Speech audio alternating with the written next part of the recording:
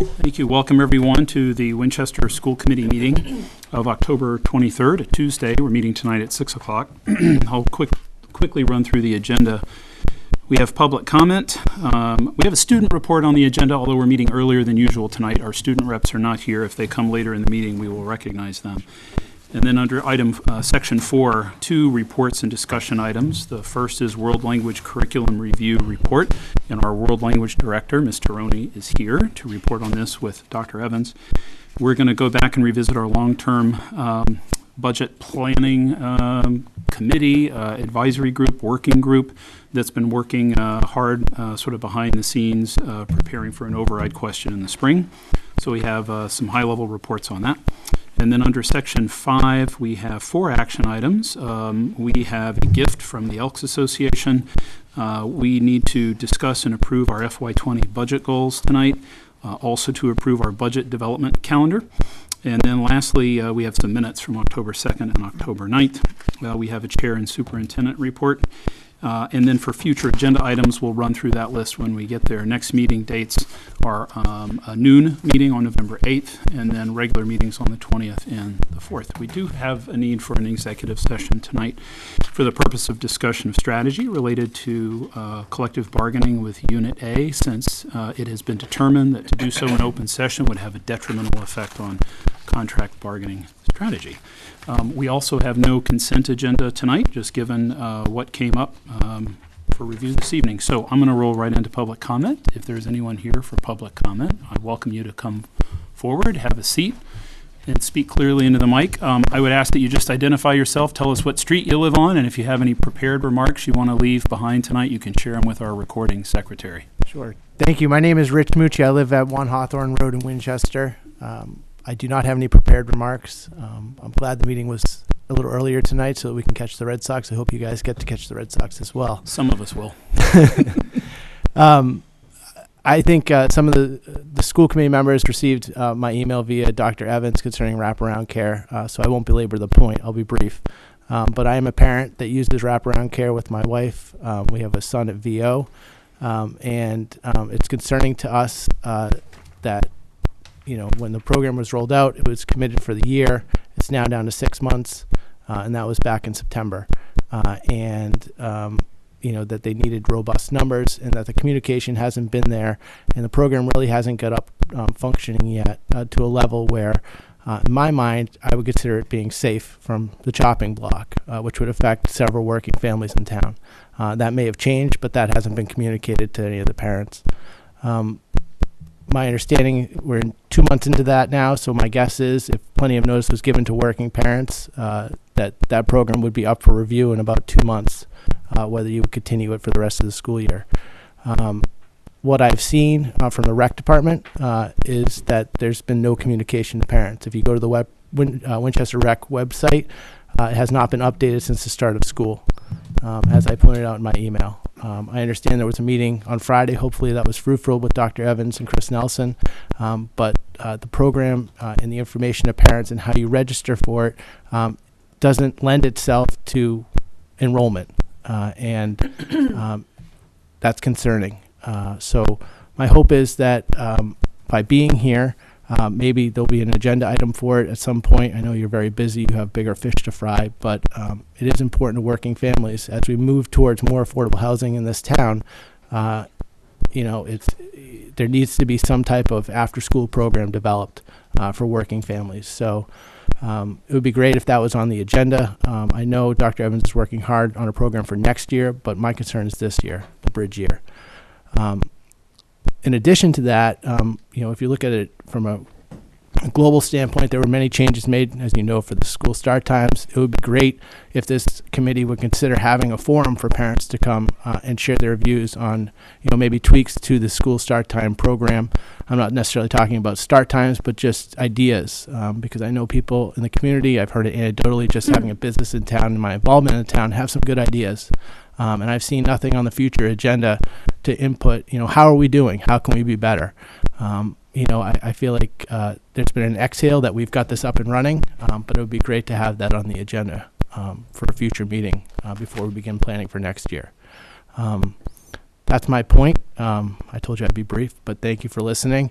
One other point that I'd like to make, and I'm putting on my Rotary President's hat. I'm president of Winchester Rotary. On November 1st, we'll be honoring Principal Grant Smith with the Community Paul Harris Award. It's our first award. It's the highest honor you can get in Rotary. And I'd just like to personally, while I'm here, just invite all of you to attend. I'll send you the link to the page, but it's November 1st, 12:15 at the Church of the Epiphany, Hadley Hall. You're all welcome to join us for lunch in the program. It's from 12:15 to about 1:30. So thank you very much. Thank you very much. Before you get up, I just want to say, so our practice is we don't kind of get back and forth into Q&A during public comment. But I think the superintendent was prepared to maybe make a brief comment about wraparound care during superintendent report. That tends to come later in the meeting. But since you clearly are a Red Sox fan, I think if she wants to take a moment and share some of those thoughts now, we can do that. Sure. Sure. Obviously, with any new program, you want to be sure that it's financially viable. The attendance in the afternoon is pretty robust at all of the schools. Lynch has its own program, so the 4 schools that do it in a wraparound fashion. We've been meeting regularly with Mr. Nelson from the rec department. Ellen and I met twice in the last week to review the projected financials. They all look strong. He's well into the black based on just current enrollment, not even adding a single student, and based on his revenues that he's generated for the last 2 months. So at this point, we have no plans to do anything to change the wraparound program in the afternoon, except make it better. We continue to try to push to be better about communicating it. It is a rec program, and they did not add additional administrative staff to take this on, so we appreciate that they're working in this direction. They have a pretty robust program at Mystic. The plan is to continue meeting regularly to try to investigate a school-based model that would provide some flexible pickup at various points, sort of an hour after school, 2 hours after school, or till 6 p.m. kind of situation. We have provided service on the early release days, and we'll continue to do that, and we'll try to be better about communicating that. And so I know that they have struggled a bit with communication, so we're trying to support them with that. But there are no plans to change the wraparound program, and no need. We don't foresee any need at this point for the school committee to subsidize the program in any way. Yeah, which was good news. So Rich, thank you very much, and thank you for the heads up about the award for Grant. Appreciate that. Thank you. Have a good night. Thanks. Have a good night. Anybody else for public comment? Seeing none, shall we roll into reports and discussion and welcome Ms. Taroney to the table? Come on up. Hi. Pleasure to have you here. Please. Thank you very Go much ahead. for inviting me and for giving me this opportunity. We usually see about pictures of you hobnobbing with the superintendent And the Italian consulate. at the Italian consulate and Ducati motorcycles and beautiful looking Yeah. food and all sorts of things. It's nice to see you here in person. Go ahead, Judy. It's top right, Ellen, on the tab. I was privileged to work with Anna and several members of the World Language Department on a curriculum review, which, as the report indicates, we had a self-study over a period of several months and some hard work from the group to sort of look at all elements of the World Language Program, and Anna will talk in a little more detail about that in a minute. The purpose of a curriculum review is to really engage in some good conversation about what our practices are, what should they be, what does our program look like, what resources do we need, what kind of training could we provide. And the thing that and Anna will not toot her own horn on this one, the thing that I found most inspiring was Anna's leadership and that of some members of the department around moving towards a proficiency-based model. Instead of the traditional Spanish 1, 2, 3, 4, students could accelerate or decelerate depending on their proficiency or their need ultimately, which is a little more complicated in terms of schedule, but could allow students to move at a pace that really is connected to their ability to read, write, speak, and listen in the target language, and not so much how well they're doing with grammar or how many vocabulary words they have. And so it's really about making yourself understood and understanding others, and having a skill that is transferable to the real world. And so Anna has participated in some professional development with the department around that and has really tried to support and enhance that. The other thing I think that you need to know is that she's been heavily involved on the statewide level around the sale of biliteracy and support for world language in general, and I think that really does benefit our students. So Anna's going to provide a summary of the report itself and then the recommendations and commendations made by the visiting team. I was very impressed. A visiting team came in, and Anna will talk a little bit more about who they are, but all master teachers, educators, world language educators who visited classrooms and spoke with students and teachers. I don't remember, did they speak with parents? No, they did not. No, they didn't speak with parents, and visited classrooms and made some recommendations. And the next step after this report is presented, and Anna and I take questions, Jen can jump in too from her experience, is to develop a plan of action to sort of address the things that are in the report. In terms of budget, in terms of professional development and program. And so there are lots more steps after this, but Anna has really been very diligent about making sure this came to fruition, and I just want to make sure she gets recognized for that. So Thank you. And Anna, before you begin, I'm going to ask our producer in the back. So WinCam, do you have a good image of this presentation? Should we kill the lights on that wall to make it easier to show? You're great? Okay, thank you. Okay, go ahead. Welcome. Thank you very much. Well, what you see right here, I guess, could be considered a little summary because it comes right out of the report. This is a word cloud, and the words that came up continuously in the report are visualized right here. Of course, we are the World Language Department in Winchester. It's all about teachers and students. Our teachers are awesome. They give so much every day for our students. And that's really what it's about. It's about the proficiency model that we want to bring forward and keep moving with. And it's about all the positive opportunities that we bring to our school and all the other things that you see there. But that's really what we're about. We're about the kids and giving them opportunities so that they can succeed when they leave Winchester High School. And it's all about, really, we want the kids to be able to communicate in the target language as opposed to just being able to memorize and conjugate verbs. Mm-hmm. We began our program review in the spring of 2017 when we opened it up to everybody in the department to become part of the committee. So it was very open, and we wanted as many people as possible to be part of it. We're very lucky that we got representatives from the middle school, the high school, and every language that we teach. So that worked out very well. In the summer of 2017, we began to create the student survey, the parent survey, and the self-study for the teachers. Then in the fall, in September, we started rolling out the surveys so that in February we compiled everything so that we could give it to the visiting team before they came. The visiting teams read all the survey results and all the information that we had, and they came in March. Unfortunately, it was the 3 days in March of the unbelievable snowstorm. So they weren't able to see the 3 days in a row, and they had to come back a long time after, and it was very difficult for all three of them to come. The visiting team consisted of directors, and each one of them had a specialty of a language. So the director of Falmouth was the Latinist. Latin was her language. The director of Medford, Rita DiCarlo, was Spanish and Italian. And for French, we had a team leader from Dover Sherborne. We had another person that was going to come, Yolanda Volpe from Concord Carlisle, to also represent Spanish, because that's the biggest program that we have. But she unfortunately had surgery and wasn't able to come. In such short notice, it was really hard to get another person to replace her.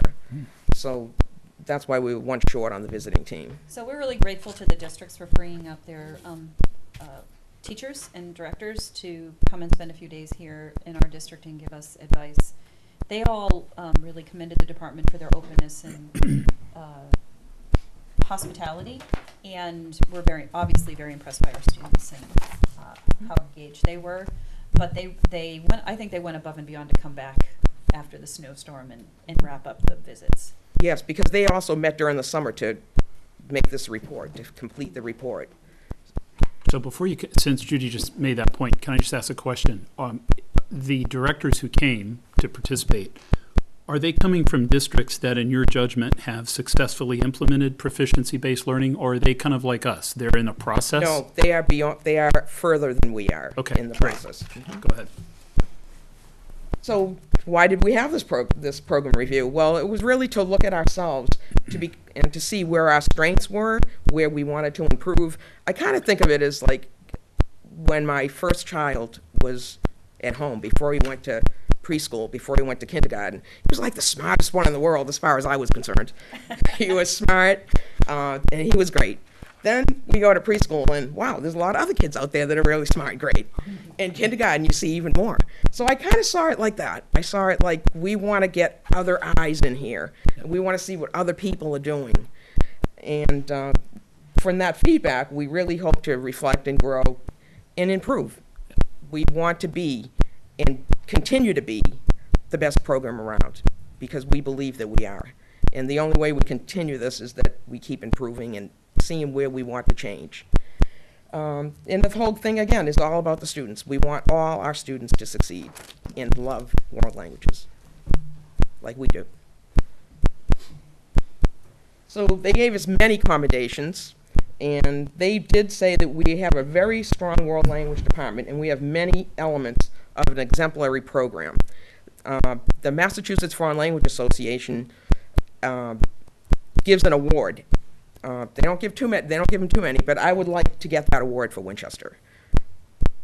And that's what I would like to work on, the elements of the program that we can bring up, so that we'll bring that home. They noticed that there's an increased participation in world languages, and a few years ago, if you looked at the McCall statistics, they were in the 70s, and maybe even below, because a lot of kids were blocked out of taking world language at McCall because of their schedules and programs and stuff. But right now, we have 81% in grade 8 and 85% in grade 7. So you can see we're going up a little bit. At Winchester High School, 57% of our students go beyond the 2-year requirement. And I think that's really fantastic. Can I ask, does that mean they're taking the 3rd year of that language, or that may also be students who decide, I'm done with French or Spanish, I'm going to try Latin? No, they're taking either the 3rd, the 4th, or the 5th year. Got it. Huh? And many students even go all the way and study it for all 4 years. And right now, we have 160 students enrolled in the highest level of a language. So these kids have been studying it since freshman year.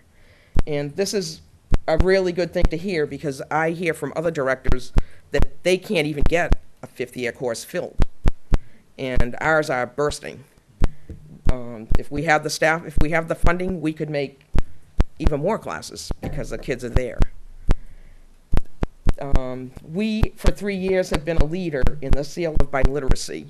We're very lucky that our school district supports the seal of biliteracy, and at the end of the senior year, we give our students the test. It's a proficiency-based test. And in the first year, we gave 115 seals. I think it was the most in the state, if not the second most.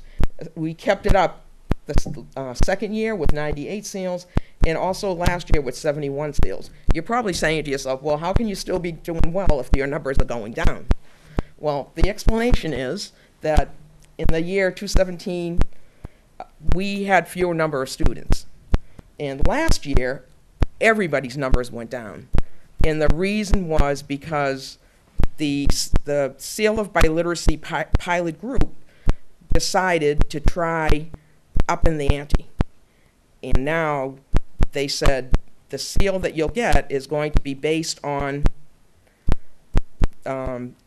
your scores. It has to be a score in every domain. So if you scored really high in 2 or 3 domains and low in one domain, that was what you got. It was, and the other times, the other 2 years, it was based like on an average of all your domains. Mm-hmm. So this brought it down, and right now they're still discussing, what should be the criteria.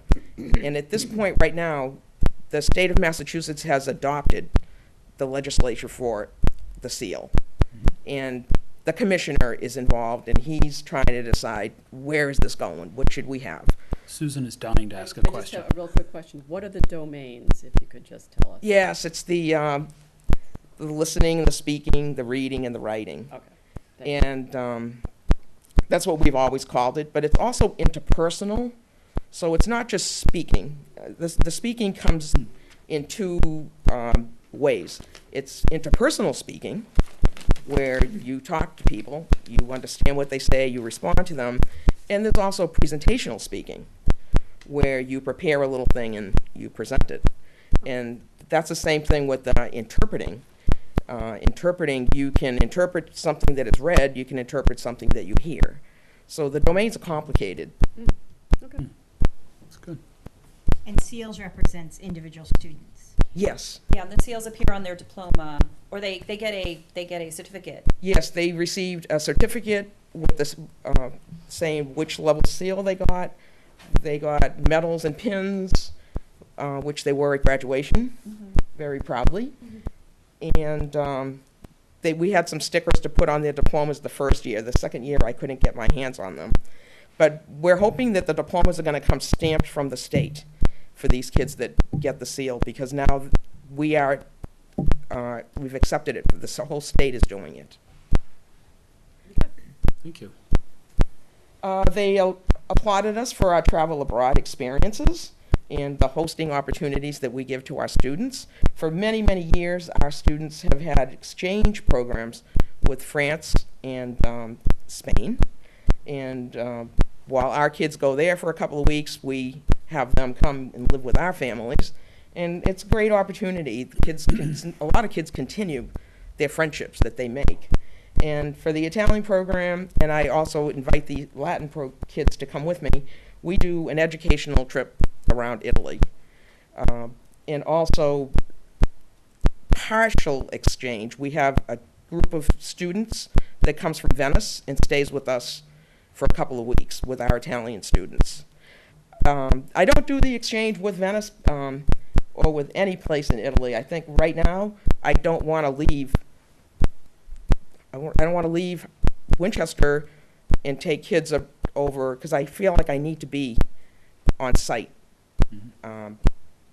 And that's really the main reason. I feel like I need to be on site, and I don't want to be away for 2 weeks or more. Maybe one day another teacher can take it.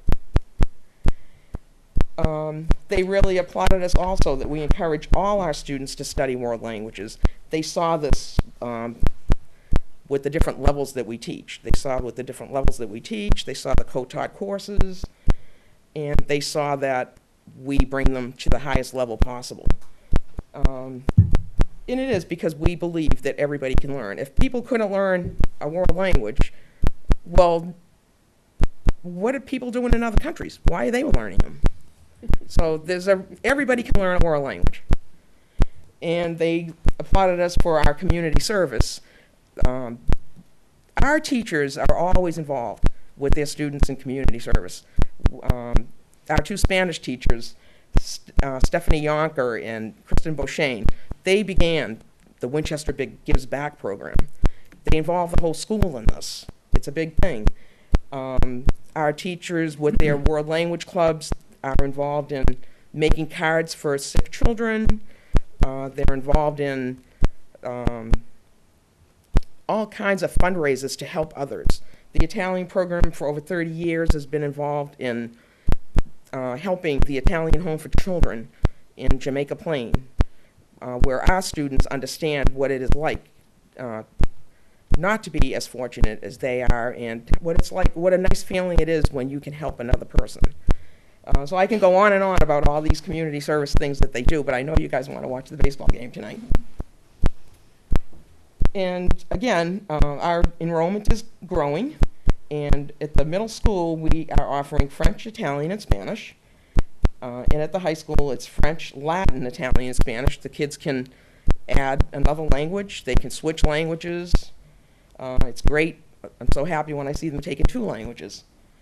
The enrollment at the middle school is 335 in grade 7 and 382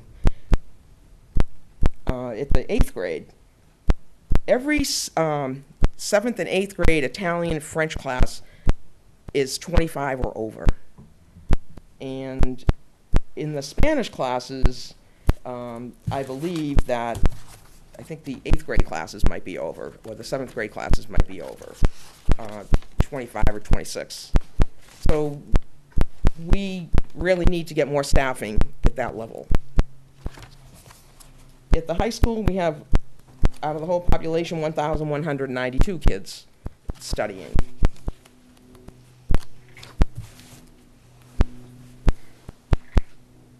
They gave more accommodations when they saw our scores on the national exams and the AP exams. Most of our students are scoring 3 or above in the AP exams. And in the national exams, we are high scorers in the country. Some of our students have been first in the country at times. They get awards. Some of them have been invited to the State House to receive awards. So they applauded us for that. They really said that the state-of-the-art dual language lab that we have says how important world languages are to us. This is a very important computer classroom that we have specialized for world languages. It gives us the opportunity to have kids listen to authentic material privately. It gives kids opportunities to talk and record with each other. So somebody in one side of the room could actually be talking to a kid in the other side of the room, and we could be recording their conversations. Then they can listen to themselves and improve. And it's a great tool for the AP test also. And the equipment that we have at the high school, where everybody has a projector, has speakers, an electronic board. They're great, and the teachers are using them. They noticed that we have the co-teaching for the kids that have it written into their ed plans, and they really liked that model. They saw immediately the support that the administrators gave to the World Language Department. When they met George Gonsalves at the middle school, he talked about how important world languages were, how important and necessary it was that they be looked at as core subjects. World languages are a core subject, and he advocated that we have the curriculum leaders just like all the other core subjects. So we're very happy about that.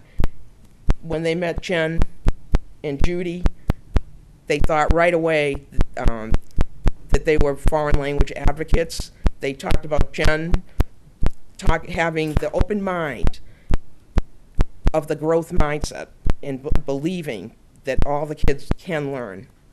This is at the breakfast. And they saw Judy as the champion of world languages and helping us all to grow. When they visited the classrooms and they talked to the students, they knew that we have very enthusiastic, knowledgeable, and dedicated teachers. They're passionate about what they do. They got this from those 3 things, from visiting us. They saw that we have native and near-native speakers. We have many teachers that are native or near-native. We hold advanced degrees in languages and what we're teaching. We're current in pedagogy. We go to conferences. We present at conferences. We exchange ideas with colleagues from other towns. And we're culturally current in the world languages. Culturally current is we know what's going on in the countries.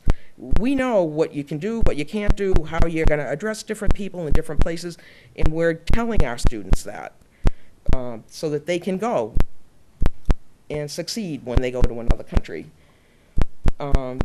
We are very active in professional development. Our district has supported professional development for us so that we can move to the proficiency-based model.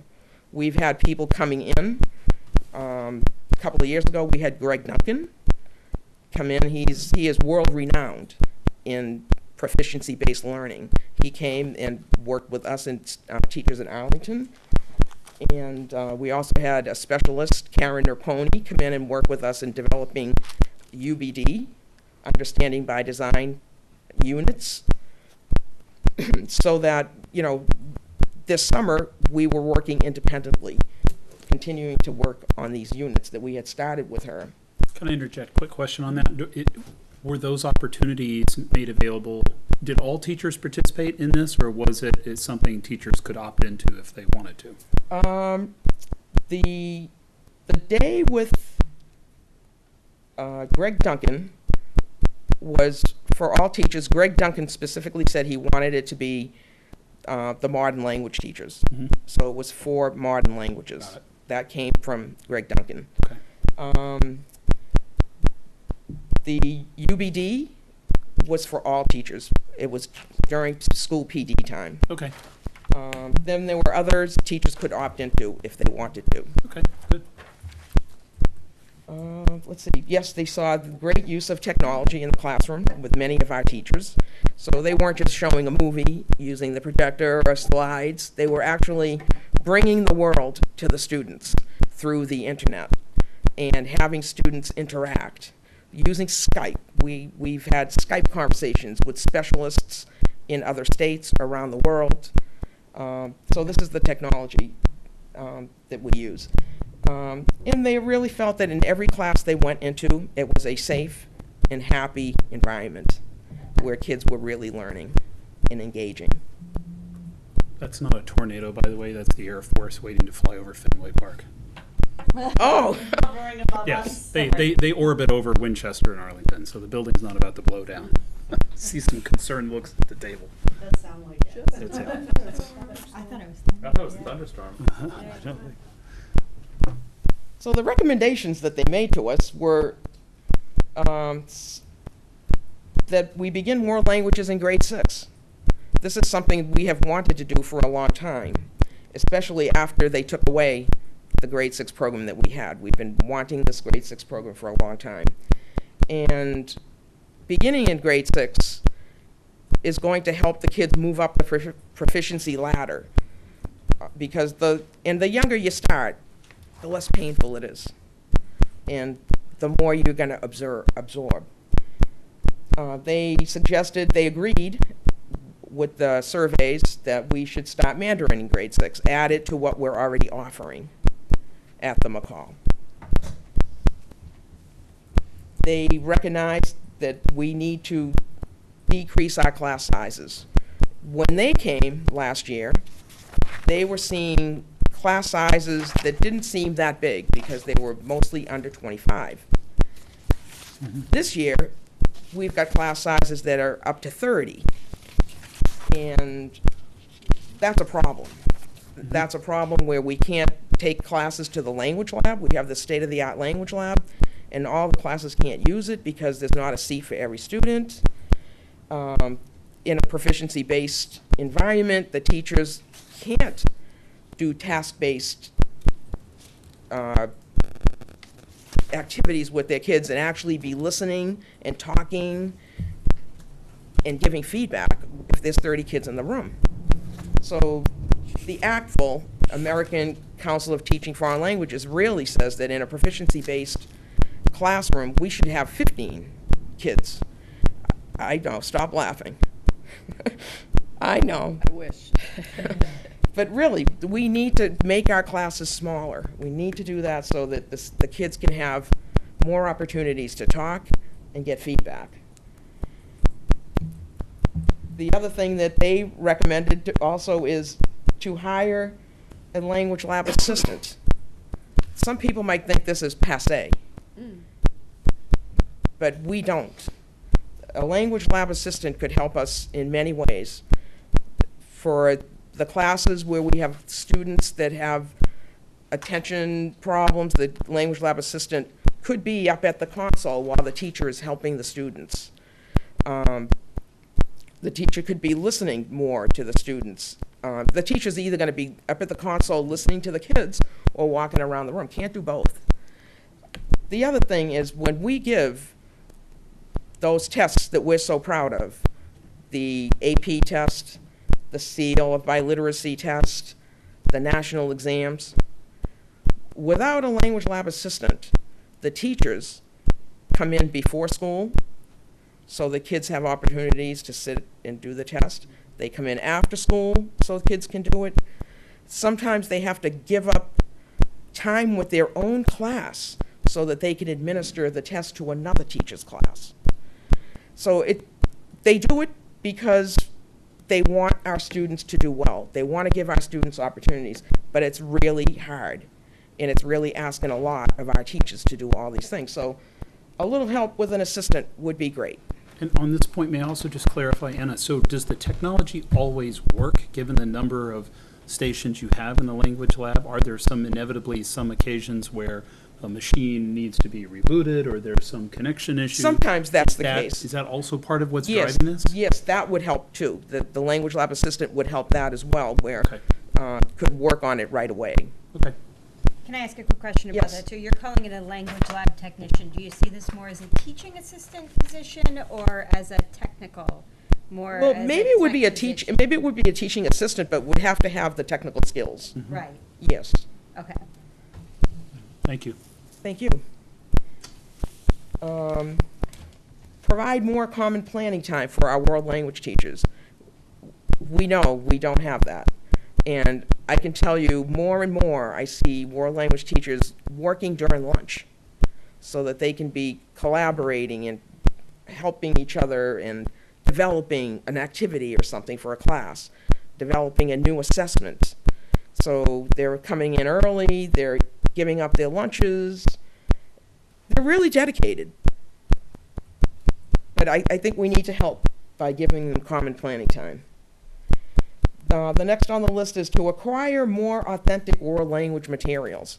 Well, way back in the day, to get authentic world language materials, you practically had to go to the country. Or you had to go to some person that sold them, that went to the country. But today with the internet, there's so much that you can get. And again, that takes time. You can look for hours and hours and hours to get one thing from the internet that you're going to use for one class. Mm-hmm. So again, in order to get to use the authentic materials, we have to have time to go find them. And the next on the list is to provide time to continue building proficiency-based units. We have a good start to that. We have a good start. We got the training. We worked on it this summer. We have them online so the teachers can see what's going on, and they can add to the activities. They can add vocabulary to it so that we're all in line teaching the same thing, proficiency-based. And are there language teams that do that together? Is that an individual exercise on the part of the teacher? Can you maybe just take a moment and expand more on how those are developed? Well, we're trying to do it by level, so Okay. so Italian, French, and Spanish, and I see. even Latin are all working together by level, so Mhm. that we're teaching the same material. So we're moving them all forward. Right, got it. And the last one was to reduce my time in my teaching load so that I could do more things with the department and help teachers. We have part-time teachers. We have some new teachers with very little experience that I would like to help some more. Just remind us what your teaching load is right now. Right now I'm teaching two classes. Is that's just 2 sections Yes, per day? yes. Okay. Can I just ask, I don't want to, how does that compare to other directors? Absolutely. It's the same as all I the think other we all directors. teach two. Except for the art director teaches more. The K-12 directors teach more. Yeah, the K-12 directors are .3 directors and .7 teachers. But I think what they're saying is to move the proficiency forward, I need time. No, I was just curious, I was just trying to get in my head. Mm-hmm. Context. Yeah, thank you. Is there another slide, because it's not advanced? Yep, there's one more slide. Is it frozen? I talk too much, I guess. No, this is good. There it is. Just the little machine. Here's another There one. you go. Okay, so this is again all about proficiency. To continue to support proficiency-based practices, we need continuous workshops, work together. It's really about collaboration, and to use the target language 90% of the time. And what do you do with the other 10% of the time? Well, that's for if you're going to explain something like grammar that's complicated, so instead of spending all your time explaining this grammar piece, you just tell it to them very fast. And speaking of grammar, with proficiency, grammar does not go away. We're still using grammar. We are teaching them to speak correctly. But it's not about memorizing charts. It's about actually using the language. Do you know how far off we are from that now? I think a lot of us are there. It's the developing the By curriculum. 7 through 12? I mean, in Or terms of how many are using the target language 90% of the time? Oh, 90% of the time? I would say at the high school, most of the people are. At the middle school, maybe less. But I don't see why it can't be done at the middle school. And again, to continue sharing the units of study with each other so that, a French teacher might have a great idea and they share it in the units online and people can adapt it to their language. And the last thing is to provide the language lab experience at McCall. Maybe you can consider that when you're doing phase 2. Phase 3. Oh, phase 3. The challenges that we see from this report are time, insufficient time for resources and for developing materials. Because in a proficiency-based environment, a lot of the materials we use are organic. A lot of publishers right now are starting to come out with books that are proficiency-based. But we're trying to develop our own materials to use. And I guess the only thing I can think of is, like many years ago, we did a remodeling in our house.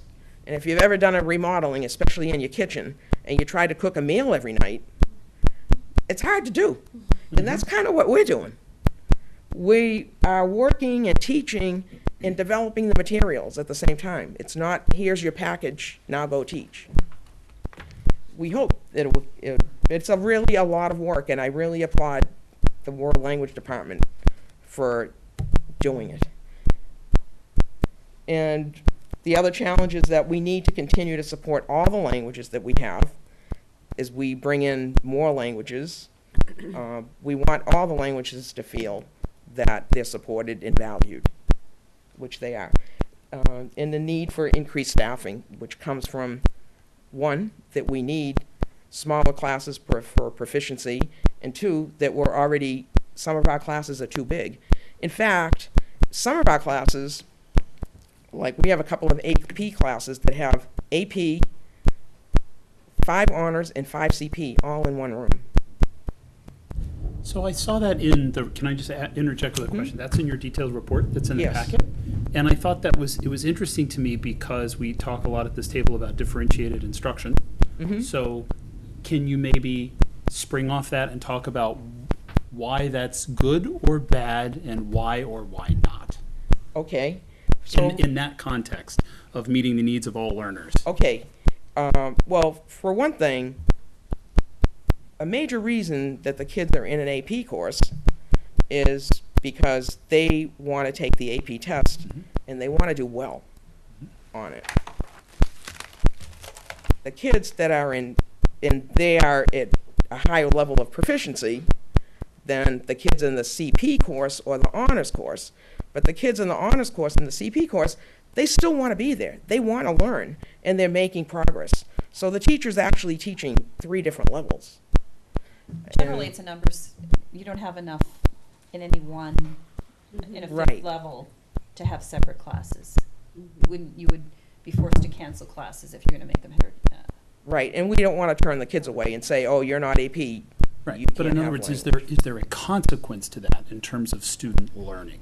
Because I think some people maybe who aren't professionals, but listen to our school committee meetings would say, that sounds like textbook differentiated instruction. Well, I think the teachers have been doing it It for many is. The years. teachers that are doing it are doing it. And it's a Okay. common thing in. And they're doing it because they are, again, they're passionate, they're dedicated, Mhm. they believe in their students, and they want their students to enjoy. But when you talk about preps, it's considered one prep. It's considered Okay. one prep. But somebody that's teaching AP one period and CP another period, that's considered two preps. Mhm. So I think we need to help the teachers there too and say thank you. Mhm. The alternative is not running a CP Right. 5 or, Right. an honors 5 because you don't have enough students, or forcing people into AP who might not want to take the test. Right, So exactly. that's always a tough decision that districts have to make. Ideally, if we have a proficiency-based model, there's no 5. Right. Sort of a Right. advanced or not, there's a novice Exactly. or an advanced, and so people can shift across grade levels more readily or stay at a certain grade level longer. Exactly. Mhm. And that That's gets the really solution. complicated too with grades and credits. So I'm not sure if we're there yet, but Mhm. we're, that's really what a proficiency model is. It's about where the student is. Mhm. And meeting the students' needs. Yes.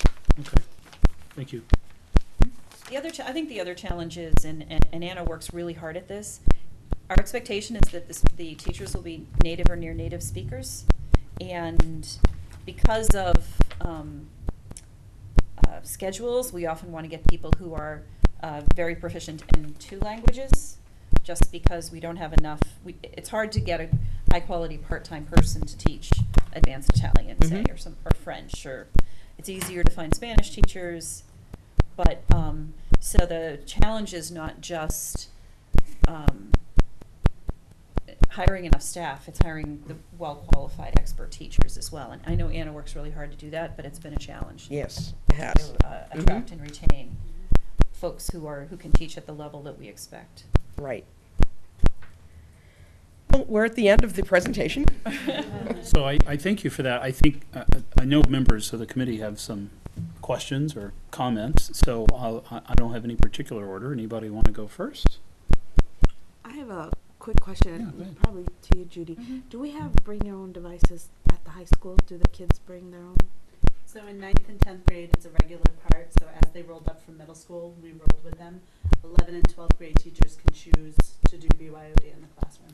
I was just wondering if we are making, I know there's a lot of programs that are that immersion type programs, applications, all of that. If we're, I know your time is so limited to do the research, but are we able to effectively use some of these newer opportunities for more of the proficiency-based model? I don't think I'm understanding. So she's asking, are the teachers using devices in the classroom? How often Yes. are the teachers able to use device all the way 9, 10, 11, and 12 in the classroom? Yes, for some activities, they do use devices. Oh, As opposed to the language lab, you mean, Zena? Oh, right? no, the devices don't take the place of the language lab.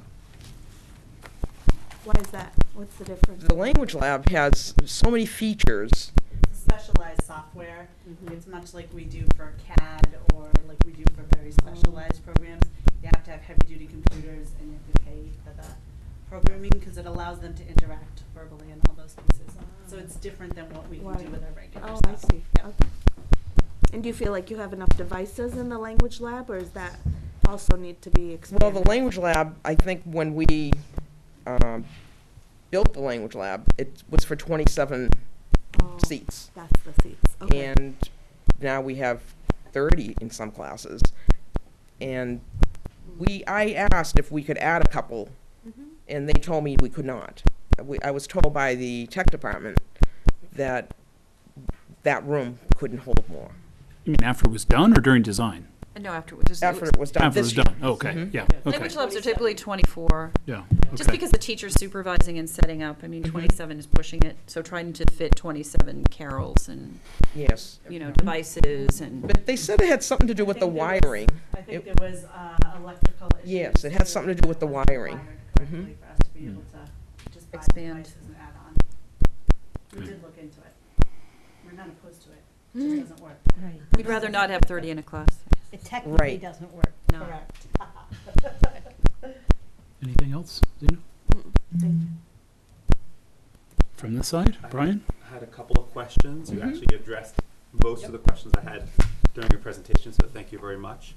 One thing I noticed in the report that we received was that co-taught Italian 1 was being says it's being discontinued as of presumably next year, leaving only co-taught Spanish 1 being taught next year. Is that still the plan, and is that something we should be reconsidering? Is there a rationale behind only having one co-taught language 1 next year? I don't know the reason. It must be, it could be funding. Could So be- yeah, I think I know was I know the gonna reason. say. So part of it is once you begin a co-taught class, there's an expectation that that's going to continue, and so it's a little more challenging for a co-teacher to work with in a language class. The co-teacher doesn't necessarily have to speak the language, although it's helpful. We thought it was a capacity issue, that starting that co-taught cohort in 2 different languages would split the available teachers too much to be able to sustain it if students needed co-taught if they made it to the 3rd level or the 4th level. And so it's also very difficult for scheduling because there are many fewer Italian classes than there are Spanish classes, and so we thought it would make more sense to focus on our largest language, which is Spanish. It's easier to schedule, and then if you have one teacher doing multiple co-teaching, they're not working with to support 2 different languages. Right. So it would be unusual to have a special education teacher who is fluent proficient in in both, yeah. Spanish and Italian. And so it was more of a capacity issue that we started down the road to support 2, and we didn't feel that necessarily made sense, particularly for the group of students who might engage or need to have a co-taught class. I think the other thing to keep in mind is that traditionally schools have dealt with students who might struggle with a language a little bit by making a very basic section of the language or running it over 2 years. And students struggle for a wide variety of reasons. In a proficiency-based model, you might be able to have students who could accelerate more rapidly, who are great at 3 of the domains and not great at 1. And so I think what we're trying to do, and it is a very challenging sort of transition, and it doesn't fit with grades and credits, which is Right. great because that's not what we're all about. We're all about the proficiency outcome. It will have its challenges, and particularly with co-teaching, again, would have its challenges. So we used to sort of try to organize the kids for our convenience, and now we're really moving in a direction to organize ourselves for the convenience of the students, which is a great shift, but requires courage and a lot of planning. So really, the Italian issue is a capacity issue. Our concern, could we sustain it, going forward? But just to clarify, but if we're talking about dollars, I mean, to your point, and I think Brian's question, so the school committee votes a budget. So if that's what's restricting us, if it's the desire of the World Language Department and of administration to be able to provide co-teaching in 2 languages, because there are other paragraphs in here that speak to meeting the needs of all of our students who have that interest. And as you mentioned at the beginning, it was recognized co-teaching meets the needs of a lot of our students on IEPs. I share Brian's question. I look at it almost a little bit differently. We had the least restrictive learning environment discussion when co-teaching first kind of came up. And if I have any reservation about that clause that I saw, Anna, it's that if we have students, and I realize there's separate discussion about whether co-teaching is or is not an accommodation. I'm of the belief it's not. But if that's actually being written into IEPs, does that mean we're now sort of funneling students into 1 language? And is that right? It's an open question. And if it's a dollars issue, then we talk about that in December. Yeah, it's more of a on the- capacity of the teachers. Follow up to Brian and Hi, Nate. what Chris also has to say. We started a little early tonight, but we'll get to you when we're done with this review, okay? We're not saying that students on IEPs can't take Italian or any of our other offerings. The program delivery and the way that they're supported might just be different than students who are choosing to take Spanish and ending up in a co-taught classroom. Right. I mean, many students with disabilities are taking all kinds of different languages, including Latin. Yeah. The issue really is about, it's about having a single teacher. Eventually, if the students in if you only have 1 co-taught class that you're supporting, and they kind of work their way up, and another group is following them. Eventually, you need a full-time special education teacher for each language. Right now, we have some people who are supporting multiple classes, and it's just not feasible to continue that pathway. It's not just a capacity issue, it's a budget issue. It's really the way you organize the support for those classes issue. So, but we, certainly if there are large numbers of students who need a co-taught class and who want to take other languages, we can revisit that. Most of the students are starting a new language, so it's easier for, they could take Spanish or Italian. And not every student is able to even fit the Italian in their schedule who needs a co-taught class as well, so. So Brian, you had another question too. I did have another question. Or As two. far as the world language, using a proficiency model at the middle school, especially if it were to extend to 6th grade, how would you envision using a proficiency model with the current model of how things work at the middle school? I'm sort of having a hard time getting my head around how kids would be maybe not all with 6th graders in 6th grade, maybe they'd be in 7th grade. What would they leave the middle school with when they finish their 3 years there, if there were 3 years, in a proficiency-based model? I think the majority would probably be leaving maybe at the intermediate low level, maybe some at the intermediate high, some at the intermediate low. So they'd just be further along on the proficiency ladder than they were if they started later. It actually gives us a lot more flexibility if we cross grade levels for world language, because you can put students where they belong, as opposed to you miss the boat if you didn't start. You don't start in 8th grade if you didn't do it in 7th grade, for example. But with a proficiency-based model, you could have a beginner's class with 6th, 7th, and 8th graders in it. Right. But it does require moving from a junior high scheduling model to a middle school model, which I think James Lynn, the principal, is interested in looking at in any case. So it does, you are correct, it would require kind of a shift in. Right, and we are doing it at the high school, where if a student comes in and he's at a higher level or a lower level, we put him where he belongs. Can I follow up So on that? hold on, did that answer your question? Yeah, that does. Okay, yeah, go ahead. Oh, okay. What I read in here and what I want to emphasize is the need for that cross-discipline. Not only do we want to mix grades and proficiency levels and all of that, but I would like to also support world languages reaching into the art department, reaching into the learning centers. That's really where we would supplement the co-teaching model. So I want to know how we can support that idea, that cross-discipline idea better for foreign languages. I think that's just the work, Anna, you're doing is amazing, and I applaud you, and I hope that we can take it where you see it going. See, when you say when you say world language reach into the learning centers, do you mean primarily at the middle school, or do you mean at the high school? Do you mean both? If I could have it start at kindergarten, I would. I mean, everywhere. I think that wherever students are learning to learn foreign languages just helps them, use their brain in different creative ways. And so if I can put Anna in absolutely every department, I would. But Okay. it's also in special education, there are so many benefits to giving a child a second language. And so I would love to see that Me go too. into every department. Me too. Great. I might just add that Set me free. studies show that the benefits are exponential the earlier they start, long before 6th Exactly. grade. If I have one statement I'd make in this report is I'm all in favor of expanding to 6th grade, but I hope that's not where we stop. Brian, did you have another question or I comment? think that's good for tonight. Okay. Thank you. Susan? Thank you. Thoughts? Yeah, I just have a couple, because this is very comprehensive, and thank you, for having the vision and energy to do all of this. This is amazing.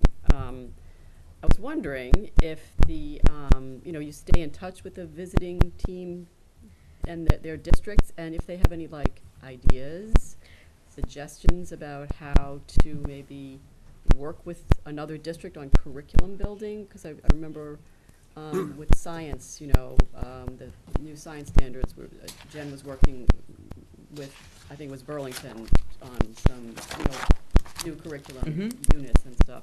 I was just wondering if that would be something that would continue. Yes, definitely. Good. That's great. And do they have any ideas about common planning time? You can tell me later. Oh, Because I know you A can't lot of the create schools, though, time out of are the air. not teaching 5 classes. Okay. A lot of these schools are not teaching 5 classes, they're teaching 4 classes. And so now they have this block for common planning time and also for helping students. Medford teaches 4 classes, and they're not even one of the big W's. They're the town next door. Are they they're on a long block schedule, though? Each I'm class not is longer? sure, I'm not sure. I think they're on a block schedule. I mean, that would be interesting to hear what Mhm. other people are doing. Yes. And then, sort of piggybacking off of what Zena was talking about, I remember a few years ago, and I have to express some frustration with how slowly it's been, how long it's taking us to do Mandarin. I think I've been talking about this as long as I've been on the school committee, and probably Chris can think back even longer. But at some point, I remember hearing about some research that students with language-based disabilities have greater success with Mandarin or Japanese because of the sort of There's only one tense. symbol basis for it. It's not necessarily It's not written grammatic. laterally. It's Right? Mhm. up in Right, in there's no columns. tenses that they have to right. learn. That's right. And The symbology is so So I different. was just wondering if you were, among all the other things you're, keeping up with, if you were aware of any of that, if we could maybe pick your brain at some point about, another reason to Mhm. support Mandarin would be to, maybe. Mandarin is also a tonal language, too. Uh-huh. So you might have a disability in one thing, and if you don't have that ear, Mm-hmm. I was thinking more, what I've read is more about decoding Mhm. text. But that would give another set of students Right. an opportunity Right. to learn a second language and get those benefits. So thank you for all you are doing, but I think that would be another reason to expand Mandarin. Mhm. I think the thing, it just wasn't populated at the high school. It Uh-huh. didn't get populated. Yep. Maybe by starting at the 6th grade, it will. I think you hit it on the head, that it's a pipeline, right? If we start it a little younger, then you build that cohort as they get older, and that's just, for whatever reason, not where it took its footing. Mhm. Michelle, do you have any I thoughts, just have questions? one question. I've been asking some all along, but my last question is about if we're going to move the foreign language to 6th grade, how is that going to change what we're looking at for our 5th graders as they're coming in? We have a lot of students who, and I know we probably hit this at 7th grade, but where we start talking about building a proficiency-based model, are we going to institute some kind of screening or testing, or what is it going to look like if 5th graders entering 6th grade to make sure we're placing our kids correctly? Because I know we have a lot of native speakers who choose to take their same language because they don't have one of these other mods as strong. Maybe they've always spoken Spanish at home, but they've never worked on the written. How are we going to make sure that all of those kids aren't just going to get placed into 6th grade language? That's a good question. We'll have to work with the other districts and see Yes. how they manage that, particularly for native speakers. Right now, they identify themselves. They identify themselves, and we can test them. And there's only a few that do self-identify. And also the schedule at the McCall, I don't think it's ready to do that, because all the 7th grades take a course at this hour, 8th grade takes it at this hour. So I don't think the schedule at McCall is ready. That was part of my question too, was how would you make that work Right, practically? right. So speaking of being ready, later on tonight when we talk about budget goals for FY20, we've confirmed this week we're really going to need to develop 2 different budgets for next year. One budget assuming that a operating override passes on the spring ballot, and another one assuming that it doesn't, because we have to have that plan. If I can counted, if I counted my dates correctly, I think that override's going to be on March 26th. And my sense is in the spring is when we ask students, like currently, right? So we ask 6th grade students, what language would you like to take? So we're asking them in the spring to be prepared for the following year. And then I looked at this because I was thinking as Michelle asked her question, there just necessarily is a huge amount of time that it takes to sort of pull students and families and begin to prepare a plan. It's fair to say we're not going to know until late that night on the 26th which path we're going to take. And I think what we're going to learn tonight is which path we take would have a real impact on aspirations like expanding world language, right, at McCall. So in a way, it kind of means kind of having to plan for both. Michelle, did you have any other question? So Anna, I had a couple I wanted to ask you. When we talk about lack of authentic resources, does that need to be monetized? Is there anything we need to be talking about in December in the budget to help you find those authentic resources? Is that a budget discussion? To some extent. I mean, I think Anna pointed out that a lot of the authentic resources teachers get in their own travels or through work on the internet. What we're not planning to do is buy textbooks, except in limited instances where it makes most sense. So the plan to expand a 6th grade world language of necessity is going to have some upfront costs for the first year because we are writing new curriculum units. And then for every year thereafter, for several years, some costs for teachers to modify content, because what you used to teach in 7th grade, it'll be more like 8th grade and so forth. And you can't just take your old 8th grade and move it down a year. That just won't work because students have different developmental needs. So, you know, there are some sort of upfront costs and then some continuing costs for books and materials and software, and then obviously personnel. And so I think it's as we do our budget planning, we'll have a carry figure for that. Okay. And it's not that they're not using authentic resources at all. We are. Yeah, sure. The visiting team was only in the classrooms for, you know, not entire periods and not many days. So teachers do have authentic resources that they use and that they found. Well, the timing of this is good because at least it'll provoke us to ask some questions when we get to the budget discussions. Maybe, and I want to also underscore, when you talk about class size and just, you know, needing to manage this, I think in a very real way, what that means is, do you have space? B, do you have the resources to hire teachers? So I just want to remind the committee, we actually did expand world language for FY18 when Mr. Gonzalez made a request for 0.2 FTE for French.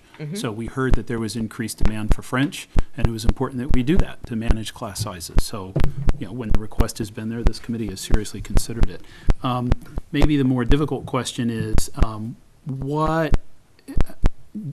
what can be done for our teachers who are maybe not yet fully embracing the proficiency teaching models that you talk about, or the committee talks about really eloquently in this report? It's nice to know most are doing it, but we recognize some aren't. So is there some continuous like progress? how we do with our students. We encourage them. We hope that they try something and they like it.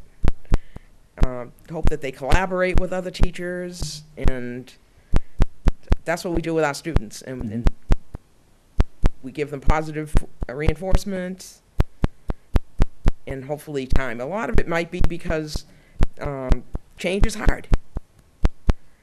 And if they had more time in their schedules to work together, maybe that would help too. Do you have a sense that seeing their peers adopt this more regularly or frequently kind of helps bring others along? I mean, that was the case with BYOD, I remember, right? Okay. So last question, was there anything, I know you're the director, was there anything in this process or the outcome that kind of surprised you? No. Okay. Judy, final thoughts? I was incredibly impressed by the really hard thinking that the teachers did in the self-study. When we looked at what kind of questions do we want, what are our essential questions, what are our areas of self-identification of challenges, how honest they were about that, and how committed they are to making sure that their programs remain strong. We may have some differences of opinion in terms of what languages we'll offer at what levels, how quickly we'll move towards the proficiency model, but I didn't question anyone's professionalism or dedication, and I think the visiting team saw that. And so that was gratifying. That was a gratifying part of it. Really, the visiting team is sort of a validation of what we were able to discover or uncover on our own, but which is what I love about curriculum review. It really is. I spent quite a few hours with the world language teachers, and it was nice for me to get to know them as professionals and sit around the table and ask hard questions. Thank you very much. Thank you. Thank you. Thank you Very very helpful. much. Really appreciate it. Okay, so you guys want to come to the table? We started at 6 tonight, but we figured you might be showing up around 7, so take a few minutes, come tell us what's going on at the high school. Sure. What's the weather doing out there? Lots of lightning. See, it was lightning. Yeah. No Red Sox game, I I'm guess. trying to make a joke, people. Calm down. I was like, Building's not blowing away. Okay. So to start us off, recently during Wind Block, we've been having, for juniors and seniors, the College Interview Skills Workshop with representatives from the Naval Academy, Tufts, and Bowdoin. That's been pretty successful. There's also been, this week will be the opening concert of 2018 for band, orchestra, symphony, and jazz band, which will be the Autumn Wind and Strings.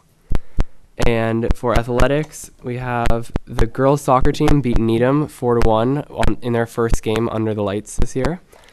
The swim team beat Arlington 91-77 with a number of girls qualifying for states and sectionals. Volleyball had their 9th annual Serve for the Cure game against Belmont this week, which junior varsity and freshmen both won. And the golf team beat Danvers 38-34 recently. They went to the Division II North Championship today, where they won 4th place, and they'll be going to state finals for the 3rd year in a row. I'd like to add that girls cross country just beat Woburn 2 hours ago also. That's the first time I've seen that done in recent memory. Woburn's a tough team.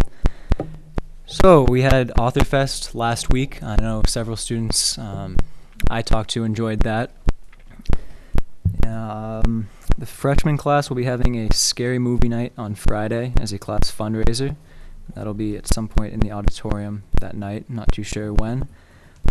Next Friday will be the end of the quarter and also the first junior class dance of the year. So all the juniors are looking forward to that.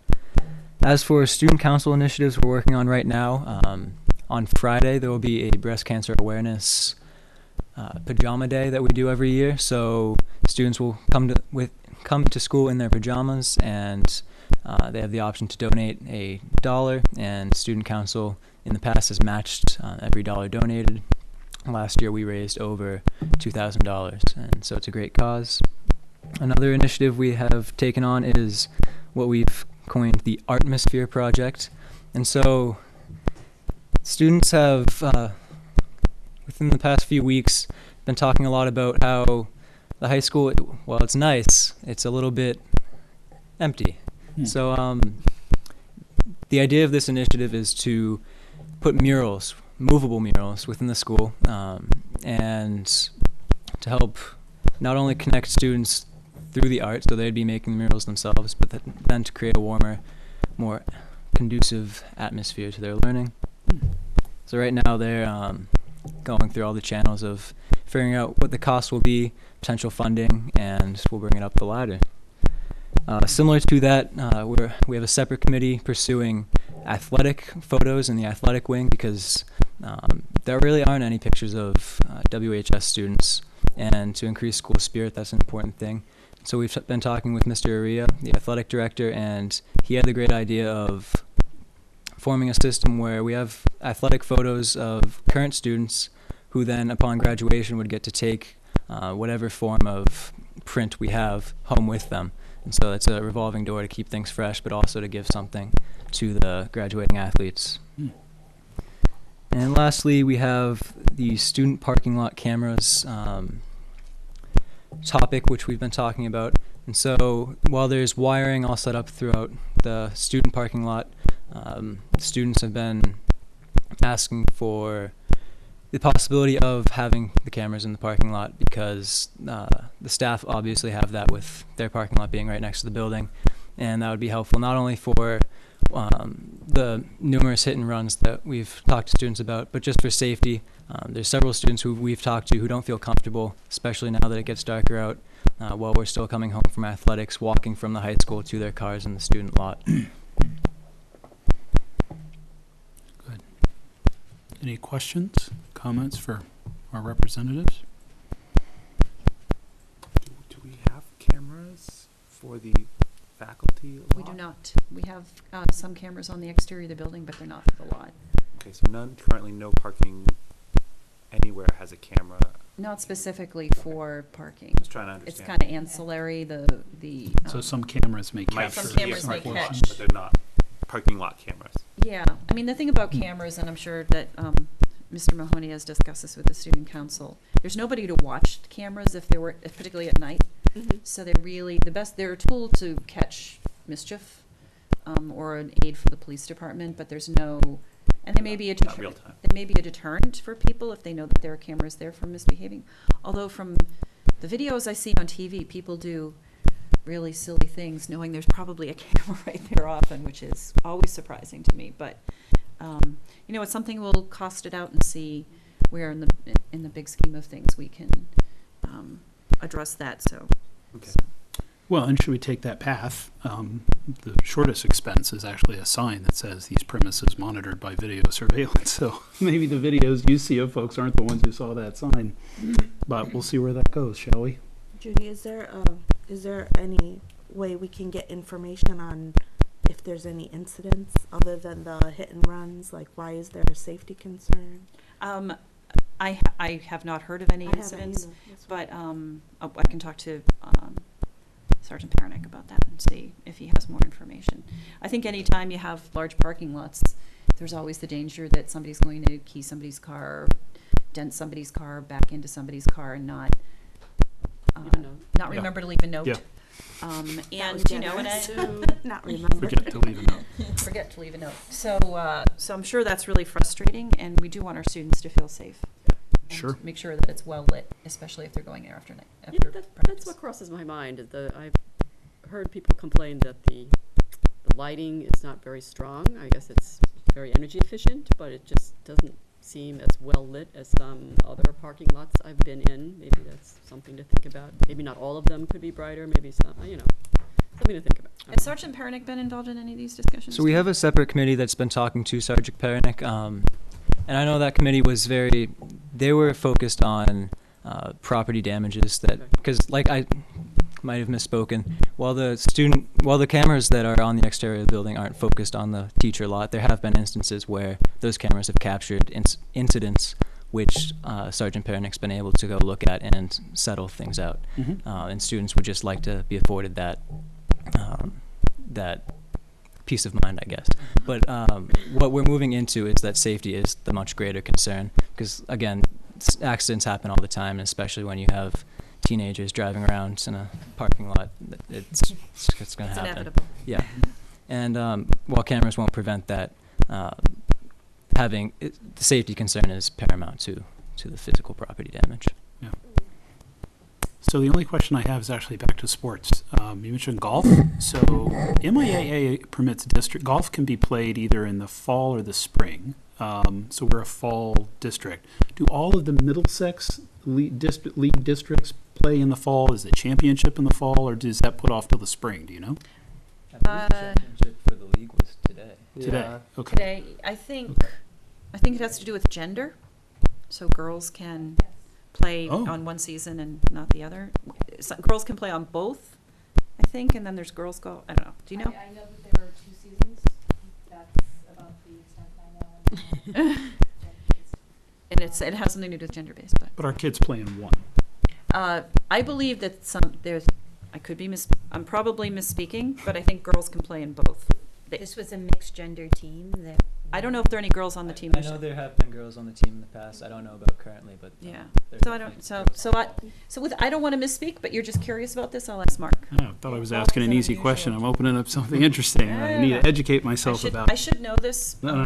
But there are no Don't sweat it. spectators at golf, so I never go to golf. so I don't get to see the kids. Because you can't watch. I see some people with binoculars, like, on the side of the course watching, but Can't follow them around. you cannot go, it's not like Tiger Woods where you can be at every hole and. We'll get you a golf cart and you can follow them around, Judy. They'd be disqualified. I can't be on the course. I can't be on the course. All right, thank you very much, guys. Really appreciate it. Thank you. Okay. All the golf parents at home are cringing because I've just misspoken about. And I asked a question I should have known the answer to myself, so I I'm sure Mark apologize. can A lot enlighten of us. sports, it's hard to remember the rules. We do have 3 sports. All right, let's move on to long-term Thanks, Anna. budget planning report. This one I think can be pretty short and sweet. I'm going to ask Dr. Evans and Susan to weigh in as well. So we have an informal working group that has some representation from the Select Board, Capital Planning, the Finance Committee, as well as town staff, and Ellen sits on these along with Judy.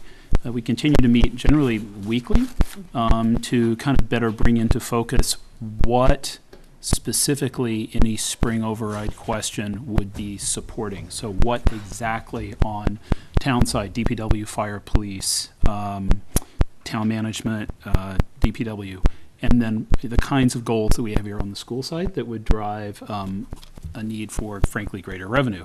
So those conversations have continued, and there is sort of this narrowing of a range, if you will, on the operating side. That's not quite ready for prime time. That work continues, but the Finance Committee is really just doing an amazing job developing some tools to kind of crunch those numbers, not just sort of for FY20, but for the out years. And what I think we can safely share is that we're framing this override question in the context of what this will provide for us in the next 5 years. And that I want to remind everybody, so this is not a wish list budget. This is really a needs-based budget. It's one that brings responsible and professional services and resources to Winchester. The services and resources that, committees like ours and department heads throughout the town feel that they should be providing to really do a good job and to do their job. And that's not just true on the school side, that's true for fire, police, and others that I mentioned. In addition to that operating range, which continues to be sort of narrowed, is an understanding that we would in addition have $2 million for additional funding for capital for our building stabilization funds. But with that, interestingly, kind of this decoupling of a tradition we've had, which is to bring to town meeting a question for retiring debt, which typically goes back to capital, which, and I'm looking to Brian, it's around $220,000 a year. Retirement debt is much more. Or excuse me. $700,000. Thank you. It's $700,000 that is always at the whim of town meeting. So there's been a practice to do this, and we certainly appreciate town meeting's support, but that's always kind of been up in the air. So there is some discussion about what that extra infusion of resources on the capital side would mean if we kind of back off an assumption that that practice would continue. And in terms of timing, because Judy brought this up at the meeting yesterday, which was apropos, was, when do things really need to happen? So, of course, Springtown meeting votes a budget. There will be a March election and a ballot question.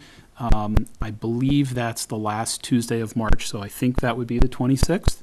I believe it's the charter that says we have to have the question with the number 35 days in advance. And so by my math, that's around February 19th, which is interesting because that's only 4 days after the town manager is supposed to have her budget out. And as we know, our practice is to vote a budget by the end of January and forward that to management so she can begin to, put her numbers together. So one can safely say it's going to be very, very busy. Once we vote, certainly busy leading up to our vote, but even from end of January when we're turning ours over to that deadline, mid-February.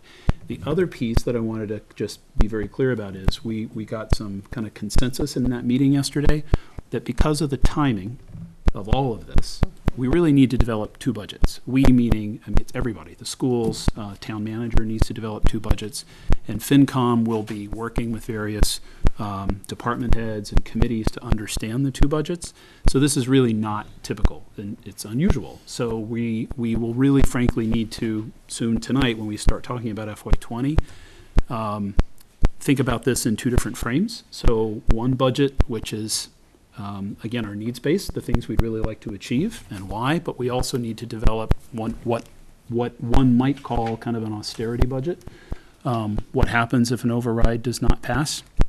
So that introduces all sorts of issues, not just coming off new initiatives, but when you look at the mandated expenses, we have to consider some pretty unpalatable circumstances, if not in year one, maybe year two, and that might even include RIFs. So, that's part of the conversation we'll have to have with the town when we kind of come out and present this. So, sort of my speech, but Judy or Susan, did I miss anything? I'm having trouble thinking of anything to add. RIFs is reduction in force, which means layoffs, because if there's a pie chart of our budget, the services are most of the pie. So the way to reduce a budget in a big amount would, fall to layoffs or reducing some services. So the only thing I would say is that this is, it is taking a while, but it's hard work, and the figuring out how to project things out and understand how one scenario impacts something like our reserves, or impacts on how much free cash we would expect to use. The finance committee has their work cut out for them, and they're really have their sleeves rolled up now and are working on it very hard. So I think the simple message for people who are not close to school finance or town finance is that Prop 2.5 restricts the amount that we can bring in for revenue.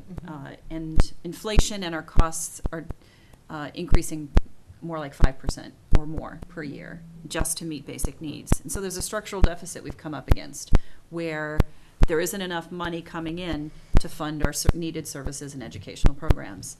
And in the last year, the town had to dip deep into savings. And we all know in our own budgets, you can't live long just spending your savings. You can't. If you have savings. If you have savings. And so the hard question that'll be before the voters, should the select board decide to put this on as a ballot question, is how much are we willing to increase our tax burden in order to fund necessary services and continue to have an excellent educational program, versus coming up against this structural deficit that will require us to reduce services and cut positions. And so that's the question. And someone very wise once said, you have the kind of school system you're willing to pay for in the end, and that's a decision that the taxpayers have to make who live in Winchester. And I'm hopeful that we can make the case that we are incredibly efficient and frugal in our spending decisions, that we highly value our community partners who supplement our budget. But that's not a great way to do budget planning. And so it is a joint effort to sort of look ahead 5 years. At the school level, it's complicated because we have increasing enrollment and are projecting increasing enrollment. So a big part of our cost increases is just enrollment related. There will also be some requests for unmet initiatives. So every year that I've been here, and for many years before that, there were programs like the world language expansion or other things that we have not been able to fund in our regular budget because of enrollment related increases eating up, or special education mandates eating up the budget increase line. And so there will be some asks there. The complicated question is, you don't want to go back and ask for permission to raise the tax limits too many times. The last time we asked was how many years ago? 2008? Yeah, so 2008. Yeah. So about 10 years ago. And trying to explain how we're going to roll out our school department cost increases over the next few years, but ask for permission to raise taxes to meet that so we don't have to go back and ask every year or two, makes this question much more complicated.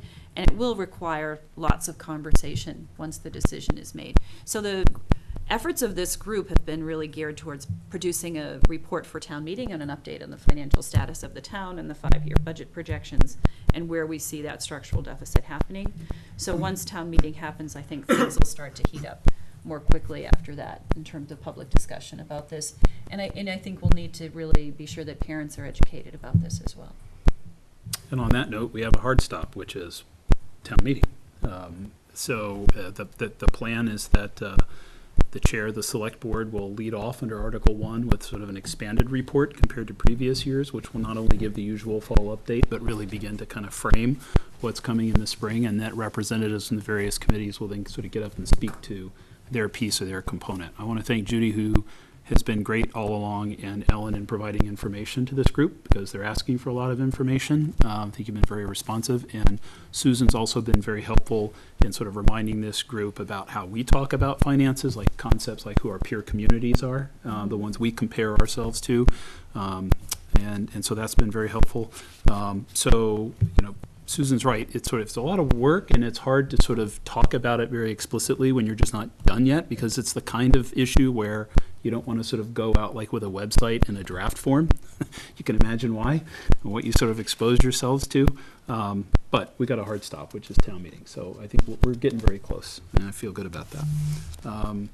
So let's move to action items. We have a gift tonight. Is it Judy, you, or Ellen? Sure. So I'm always surprised but delighted every year to have a representative from ELF show up at my office with a check to say they've done some fundraising. They're very committed to supporting our special education programs, and so this is for enrichment purposes to support special education. And so this year they've donated an amount of $700, and so I'd love to get your approval to accept that gift. Great. Is there a motion? I move to accept with gratitude a gift from the Massachusetts Elks Association as presented. A second. All those in favor? Aye.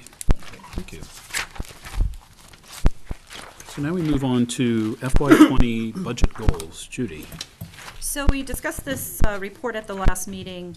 This is really a summary of our budget development process, which on page 24 highlights the beyond the base budget, highlights the additional cost drivers and the order in which we kind of take those decisions. Enrollment-related fixed costs, special mandated costs like special education, English learner, projected one-time costs, proposed program improvement, which will be more complicated this year because of the potential for an override, and then support for individual school and district improvement goals. So those are sort of the factors that we consider. We also look at contract settlements, busing, known and unknown estimated kind of cost drivers. The timeline we discussed last time is fairly straightforward. We'll have the budget advisory group meet to discuss some of the budget drivers, particularly special education, transportation, contract settlements, fees, and enrollment projections. And so some of these budget goals are the same goals we've had each year for the last 4 years. These are not in any particular order of importance. One is around school committee guidelines to maintain staffing levels that are consistent with your guidelines. As you heard tonight, our numbers are creeping up, particularly at the middle and high school. We've really held the line at the elementary level, but likely need to add enrollment-related staffing in the next budget year. One of the goals has always been to minimize fee increases or reduce fees when possible. I've never been in a district where we've reduced fees except for all-day K, full-day K, which was fantastic. Social emotional needs is a district goal that will need additional support. World language we talked about. The technology replacement plan, but also some kind of deferred technology infrastructure replacement as a sort of a one-time cost or a 2 or 3 year cost that will be part of the budget planning. Curriculum review committee recommendations. So Jen will have some. We had some this year for science. We'll probably have some more from some as those curriculum committees complete their work. And then sort of the deferred initiatives, moving all-day K teaching assistants to full-time from half-time, some art and music supplies and materials, technology enhancements, that's infrastructure, software, hardware, increased professional development funding, especially job-embedded coaches who can work directly with teachers on an as-needed basis. We see the social emotional coach has been exceptionally effective this year, and that's the best kind of professional development. Elementary adjustment counselors, more staffing for individualized and personalized learning, remediation, or enrichment. That's sort of a vague category, but I'll come back with some more recommendations on that likely. And then expansion of middle school elective programs. Is that coming out of curriculum, or do you? So this was part of our district goal. That's a continuation goal around Right. increasing individualized and personalized learning, remediation, or enrichment. So it really will vary by level, by grade level, by Okay. school. We'll have to take a look at that. What do the principals think they need? What do the department directors think they need? So Judy, before I sort of open this up for questions and comments, I think two things strike me. What we're looking at here is kind of our needs-based, this is kind of where we were last meeting, for a needs-based budget. These are really just goals, and so we're not sort of locked into this. There may be, once you meet with leadership team and your directors and so forth, other things that come up. Right. I think we need to be careful not to be too granular about this. There's some risk in that. And then with respect to that last bullet, previously proposed initiatives, not in priority order, I wonder if that even might say including but not limited to. I mean, there may be other things that have come up that you'll recognize when you get into the process. In other words, I'm thinking of others. We understand this, but others who see this in finance committee and so forth, this is just sort of a general guideline. And I think it would be helpful then if we sort of call this needs-based budget, that we have something else in addition to this, which will be much shorter, which is the austerity budget, from which, a lot of this simply will fall away. But we, certainly need to keep up with our mandated expenses. We would like to maintain staffing levels, but I can't imagine we'd be eliminating fees for athletics and transportation. The world language piece, is technology replacement in jeopardy? I think it's important to do that under the austerity piece, because part of how we explain the need for the operating override in the spring is the consequence if it does not pass. So we need to be clear about that. Not so concrete tonight, but I think to have that and talk about it through the budget development process will be important, because that message we heard yesterday. We have to have two budgets. Right, and it's going to be complicated. I think the thing that is most difficult and hurtful about coming up with an austerity budget is identifying, sending a signal about what you value, Right. in identifying individuals or departments or programs. And we always want to make the choice that will harm the fewest students. Right. And so everyone will have a different perspective about what that is. Yeah. And so that austerity budget is difficult. And I think once you say, this is what we would cut, this is where we're holding the line, then you have to follow through with that if the budget doesn't pass, which is always difficult. What makes you lose credibility in the face of asking for additional funding for an operational override is if you say the sky is falling and then you don't get the override and then the sky doesn't fall. And you all know there are a lot of complicated ways additional revenue could become available, particularly through the state. And so we have to be really careful about how we craft that sort of austerity message. You don't want to create hostility. I think within once the someone departments. is identified as, False panic. right, Yeah. right. I think many parents move to Winchester because the schools are excellent and have expectations around class size and program, and perhaps are not close to this issue, even though we've said at every town meeting that we're a year away, we're 2 years away, we're going to need to have an operating override. I think that there are plenty of people out there who are just not aware of the need. And so once we start talking about what happens if we don't get it, it can cause a lot of unnecessary concern, both for staff members and for parents and families. But Well, calling false panic, I think there should be some legitimate panic, I guess, is what I'm thinking. If we're not able to sit around the table and say there's legitimate panic, it's hard to make that case to the voting public. So in previous districts, when I've come up against this kind of thing where the budget has been really tight, we've had to identify possible cuts. sometimes there are staff members who seek other employment because they're afraid that they'll be the ones. No. And so we don't want to send a false message that leads people to move out of town or, get other jobs. And so what I'd like to create is a sense of urgency and a deep understanding of how hard people are working to ask for just what we need, and not try to hold us up against other districts that are spending $8,000 or $9,000 more per pupil than we are. And I would like to add that in campaign work, a lot of times the positive message is much more powerful. That if you are leading by example to our student community, we don't want them to learn the fear-mongering, oh, everything's going to fall apart. We want to lead by inspiration, and I think their parents will really take that message to heart, and I think that's the better path for us as a school committee, as a superintendent, to lead by example. I've been pleasantly surprised by how supportive town meeting and finance committee members have been for our pretty significant budget increases every year. Yeah. Every year. And I think that there's a level of trust there that we are good stewards of the available funds, and I want to make sure we maintain that trust. And not to get too weedy about it, but our latest understanding from the long-term budget folks is that the cherry sheets from Department of Revenue came in a little more favorably, so we saw more increase in, like, from excise tax, there's some more resources there. A number of things have contributed to, let's say, a more favorable position of free cash for FY20 than what was projected. And I was thinking of this, Judy, when you were talking about, when you say the sky's going to fall and then it doesn't.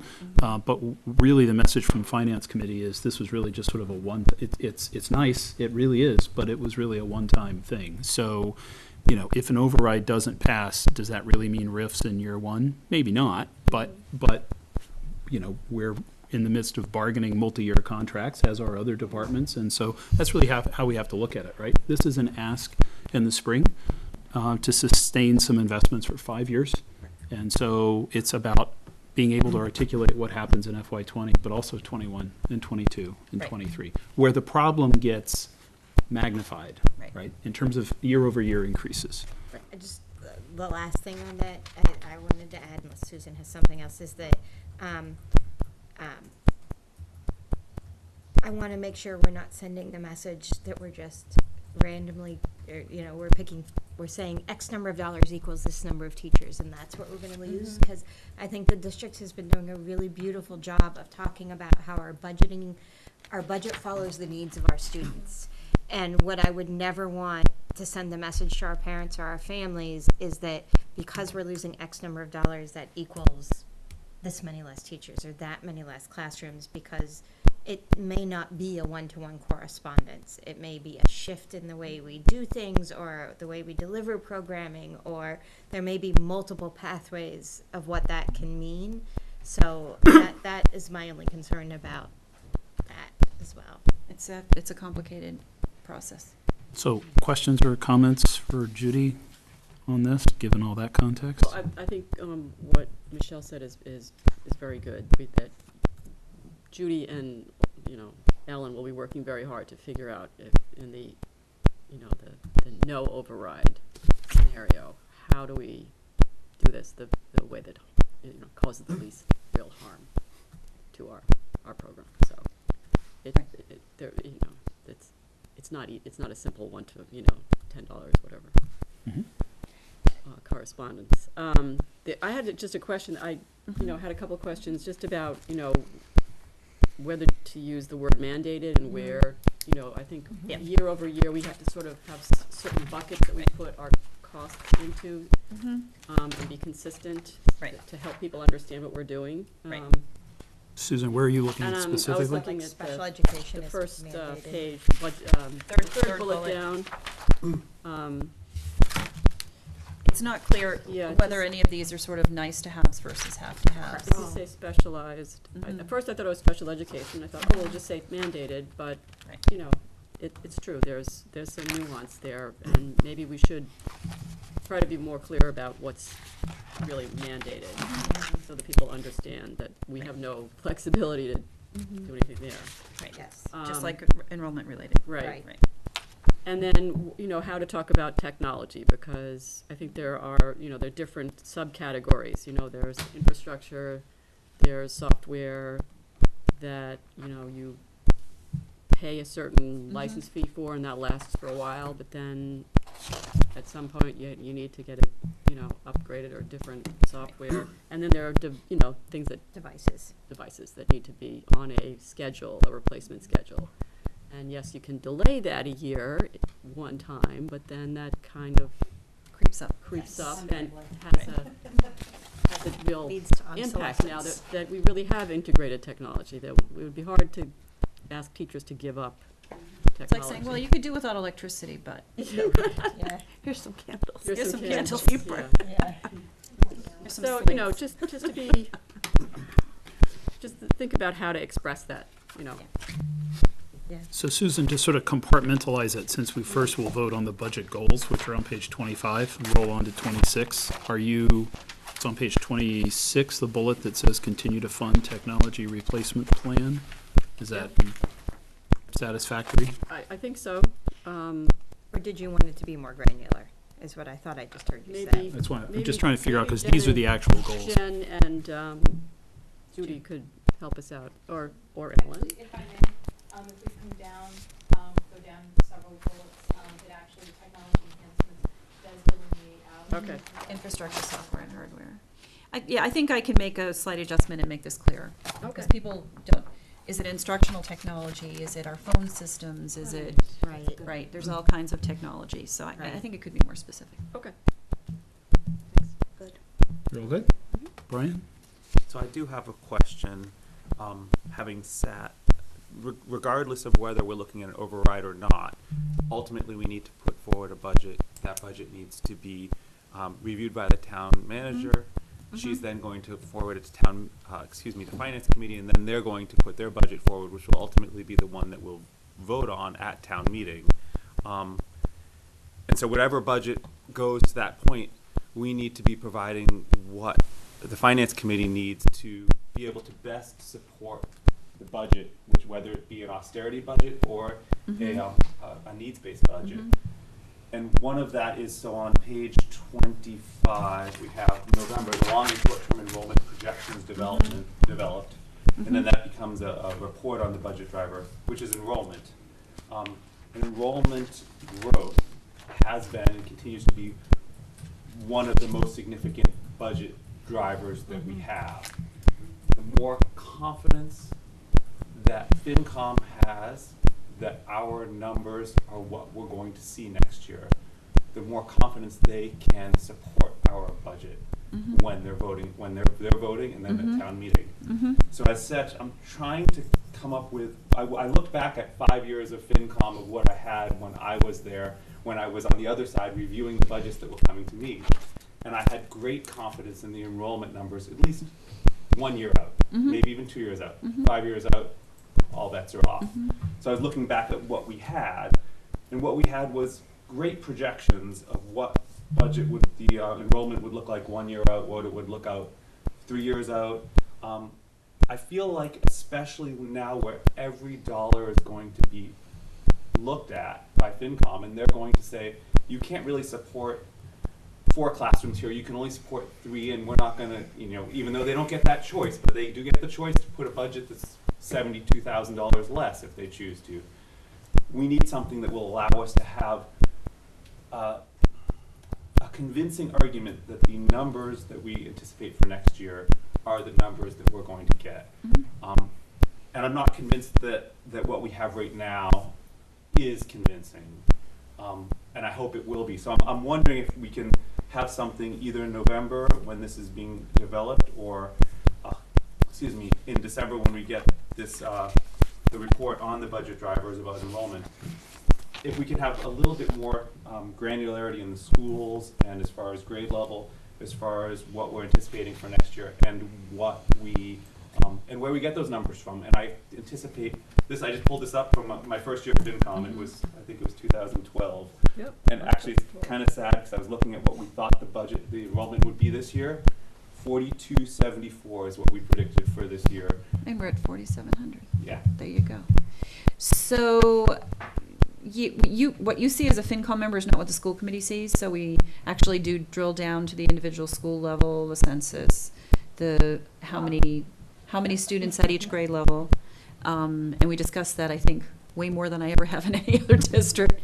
The problem is it's not just a formula. So if you have 70 students in a grade level, you might need to have 3 or 4 sections depending on the makeup of the students. And only I and the principal know how many of the students are in co-taught classes, or whether there's a significant push in for inclusion in a certain grade level that requires 4 smaller classes, and how many students are English learners, how many students are at risk. And so it's an art and a science to determine how many sections you'll need.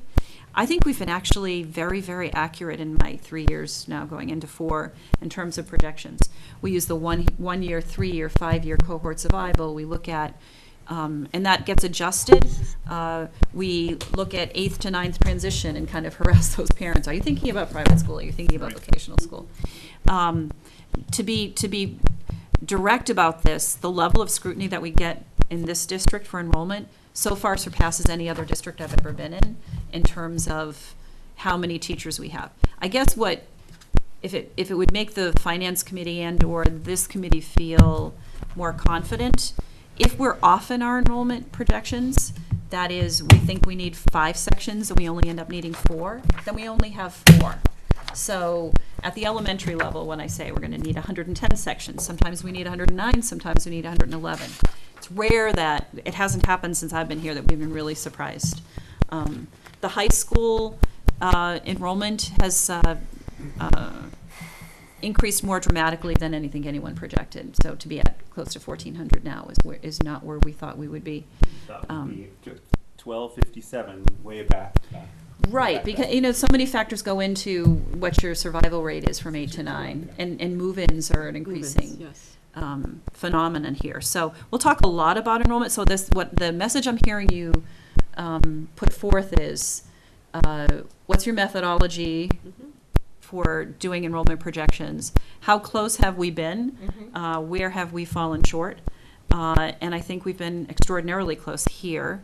And I have been doing this for a long time, over 20 years, and so in several different districts. And so I think I have pretty good confidence, absent, a 40B coming in or some other unknown factor, that we will continue on the trajectory.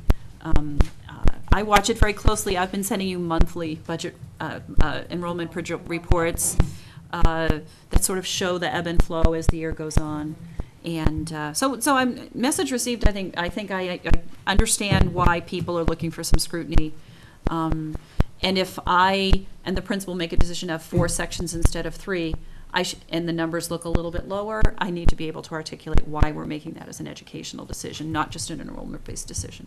And I looked at last year's projection compared to what we ended up with, and you were right on. I mean, the high school was a blip, but then the numbers worked out. We were off by 27. Yeah, I think we're really pretty close.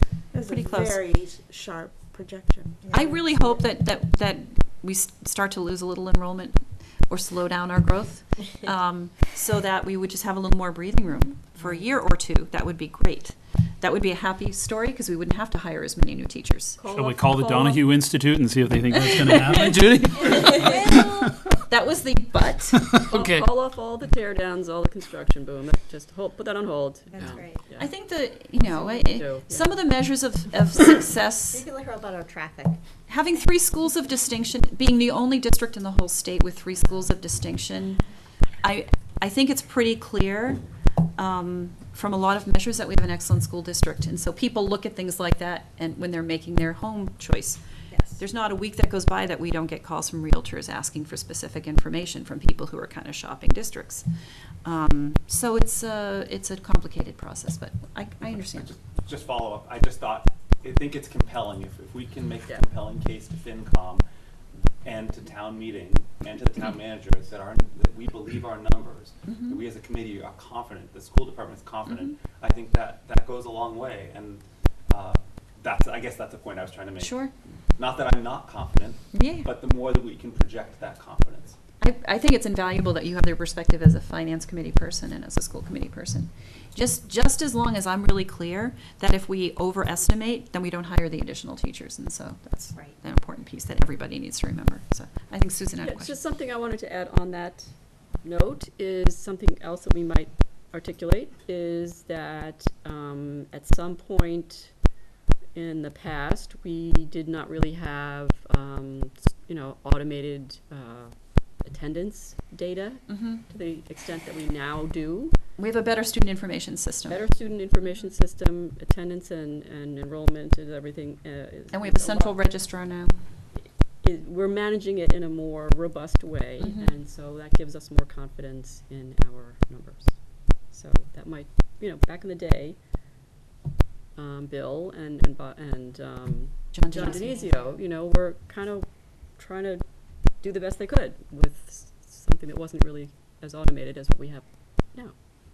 More limited data systems. More limited data systems, exactly. So it just might be a point worth noting. So this is a good discussion, although it's one that segues into budget development and Mhm. process, which is also on our agenda. So, Sure. and I want to hear what Michelle thinks about this too. But before we do that, Michelle, just on budget goals, did you have any other questions or comments? I think I got mine. So I think what you're hearing, Judy, is, this is kind of the second read of what we call the needs base. I would suggest we actually call it that. We could think of a label for Yes. this and just agree this is the This is the proposed needs-based. needs-based FY20 or FY20 needs-based budget goals. And that there's a request, for you to begin to think about how we, this is the difficult part, how do we even describe what that austerity piece looks like. I agree with everything Michelle just said and would just underscore, maybe this, Michelle, this is part of your point, is that it's not just that dollars translate into sort of teachers, but, there could be levers to pull in our operating budget that don't even touch teachers in classrooms, because there's so many other elements of what we call education Right. that are also important. And that I would expect this committee would have some strong opinions about that, right? So I believe we could take a motion to approve might I suggest a motion to approve the FY20 needs-based budgets goals as presented With minor edits. with minor edits? So moved. Second. All in favor? Thank you. Okay, and then we sort of come back to the budget development timeline and process piece.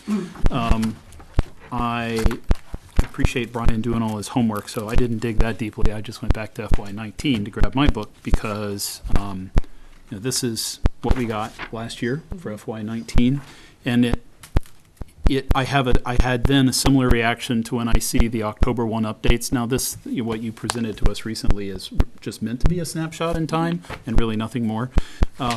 The tool that the committee used to use that Brian brought copies of, I think was very helpful to the committee because it gave us a picture of where we are today, where we've been, and then where we think we're going, and to a large degree why. So seeing those 3 and 5 year survival ratios was important. So for me personally, it's not about questioning your methodology. So I think you were replaying part of what you heard Brian say. I mean, I'm interested in your methodology, but I'm not challenging it. I think this committee historically, because enrollment, as Brian put it, has been sort of the primary driver, right, of all of our budget sort of requests and needs. I think tools like that have been helpful in kind of educating all of us so that when we are advocating for the budget, and when people approach us and ask questions, we can speak to it with some confidence. So that's something I continue to look for. It's just something that gives something other than that moment in time, a little bit of a rear view mirror look, and then a look ahead would be very helpful for me. But I also want to open up to Zena and I Michelle. wanted to ask a question about what you're saying. That tool was created because of the lack of the tool that Susan was talking about. Not entirely. Yeah. So I think the tool that Chris is talking about has a lot of historical information in it, and I don't find that particularly useful because it's really the 1 and 3 year cohort that I'm most interested in. But if people find that useful, I can certainly go back and recreate it. So I understand that that tool that was used by John and the previous superintendent was useful for them. It's not particularly useful for me, but I'll be happy to recreate it if it's helpful for the finance committee and the school committee. Instead of like having to repopulate that table, can you just print off the data so that we're not wasting your time as you have to deliver all of this to us? I mean, I don't know, because you're projecting forward, how helpful it is for someone like me to look back at this point. The town has changed, the rate of building has changed, all of that has changed. I just don't want to see you, the administration, burdened by reports that aren't useful to the people making the numbers happen, given the quick turnaround you're going to have. You know what I mean? Yeah, I'm trying to balance what you're asking for and what your time limit is. So I want you to answer that. I just want to clarify. I think one of the points on which we've been best able to connect with town meeting is when we talk about our historical enrollment growth and having some, again, it doesn't have to be that verbatim, but Brian said something interesting tonight, which was looking back, what did you say, 2012? And so it's not just looking back to see what the numbers were, but to go back and say, back then, this is where we thought we were going to be. That's also it's two things. It's a compelling message because I think a lot of people in town appreciate how hard we've been working on this. We migrated from a birth model to the census-based projection, which was, I think, by all accounts, a real improvement. But it's still kind of art and science and a little bit of, I don't know what goes into it, but it's tricky. And so I think people have really been responsive, understanding how hard everybody's working on this, to realize, wow, back in 2012, when we thought we really had a much better handle on things, look at where we thought we were going to be. So that's what I mean, that now with the student information system, it's giving us, it's like comparing apples and oranges, it sounds like. What was happening there isn't necessarily what's been happening in the last few years. Because I looked back at the numbers from last year and compared them to what happened, and it was like spot on. So having to go back and relearn that history as someone trying to sell the idea that we desperately need this money, it's bogging me down with information that isn't going to convince my precinct, because I'm a town meeting member too. I want to like focus the time and energy on the information that's going to look forward. I feel like that's more important to the override conversation, just from a campaigning perspective, you know? So if I could jump in here, the spreadsheet that was used before I started working here had lots of tabs for individual schools that had 10 or 15 years of data around class sizes in individual schools, which I haven't updated, which means going back in and updating the Excel spreadsheet, you have to put all the formulas in again, and it just gets to be, and they're not tied to the overall sheet. So I do have a report, the top sheet that Brian has, I can certainly recreate and did give it to you last year. Mm-hmm. It's just recreating the individual school data for historicals is a little more complicated and not something that I would use. But different people, as you point out, you look at it one way. Mm-hmm. What would be helpful for Chris is a different report. And certainly Ellen and I together can work to create any kind of report that's useful to the committee, because that's our job. I don't want people to think that we're averse to doing it. It's just, let's have some clarity about what, in the available time we have, what is going to be the best product. So we'll give, so for sure we can commit to doing the front sheet that Brian is looking at. It's just the individual school tabs that have not been updated for many years, mm-hmm. I think is a little more problematic to kind of recreate all of those and make sure they're accurate. Mm-hmm. And so, Ellen's an Excel whiz more than I am, so maybe she can help me out with that. But we'll work on it. So I think that's an important message to get at what is going to build credibility around what our enrollment projections are. So. And credibility, yes, but just sort of comfort mm-hmm. with. Sure. Because you're absolutely right. We're 5 different people, right. So we're going to come up with 5 different sets of questions, right. And that's actually what makes it a good, high-functioning committee. So just ask me we're not all thinking the same way. Right. But this is just one element of the budget development timeline and process. So Judy is outlined on page 25 of the packet. Summer, September, November, in sort of bullet form. If we go to page 27, you see kind of a more detailed, I'll call it a calendar. 28. Sorry, 28, I'm sorry, yep, 27 covered, you're right. So typically what this committee has done is we actually vote something that looks like what's on page 28, and we follow that through the development process. So, a couple of things that pop out to me. Fourth item down, set budget goals for FY20. My note is in parentheses, begin to develop 2 budgets because we know we need to do that. Under just a few other thoughts to sort of kick this off. Judy, I think we always identify a snow day. Got it. Just in case. Did I miss that? Where is it? Oh, there it is. You did it. Thank you. Sorry, I missed that. And then under initial budget presentations to the school committee. So I think there's an opportunity there. I mean, I realize we get close to the holidays. Is that December 18th is a Tuesday. I know you went oof, but we also have 2 budgets to develop, not one. So I wondered if it makes sense to flag that as a possible meeting, just because it seems like there's a lot of work to do. No, I don't think we do. We're not scheduled. Right. Yeah. That's my point. There are a lot of holiday I need to check the overall calendar before I can commit to that, because I think there are the only 2 days in December, other than Fridays or Saturdays, that I thought were generally available were the 10th and the 11th. We could have a daytime meeting. Aha. Stole it right from my mind. Yes. Whoa. And then, Out of the Judy, box. At a daytime meeting. we've also heard in the past from, The certificate. we've heard from principals. We've heard from principals, directors in some past budget development cycles. I think we've had, Susan, it was middle school and high school principals come one night. Is that right? Elementary principals come the other. And we've done No, some of this with you here. they're all coming on December 4th. So that's not, I wasn't clear who's coming on December 4th. The leadership team will come on December 4th Okay. as part of the initial budget presentation. So does that include Pam? Does that include Martha? Everybody. Leah? Yep. 13 people.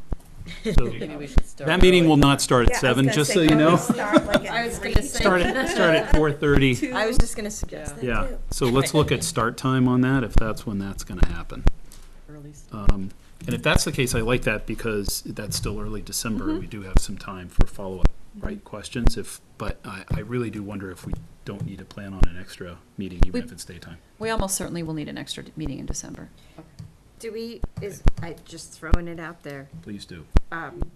since we have so many people at that meeting, would it be possible to split that between 2 meetings, a daytime meeting and an evening meeting? We did that once upon a time.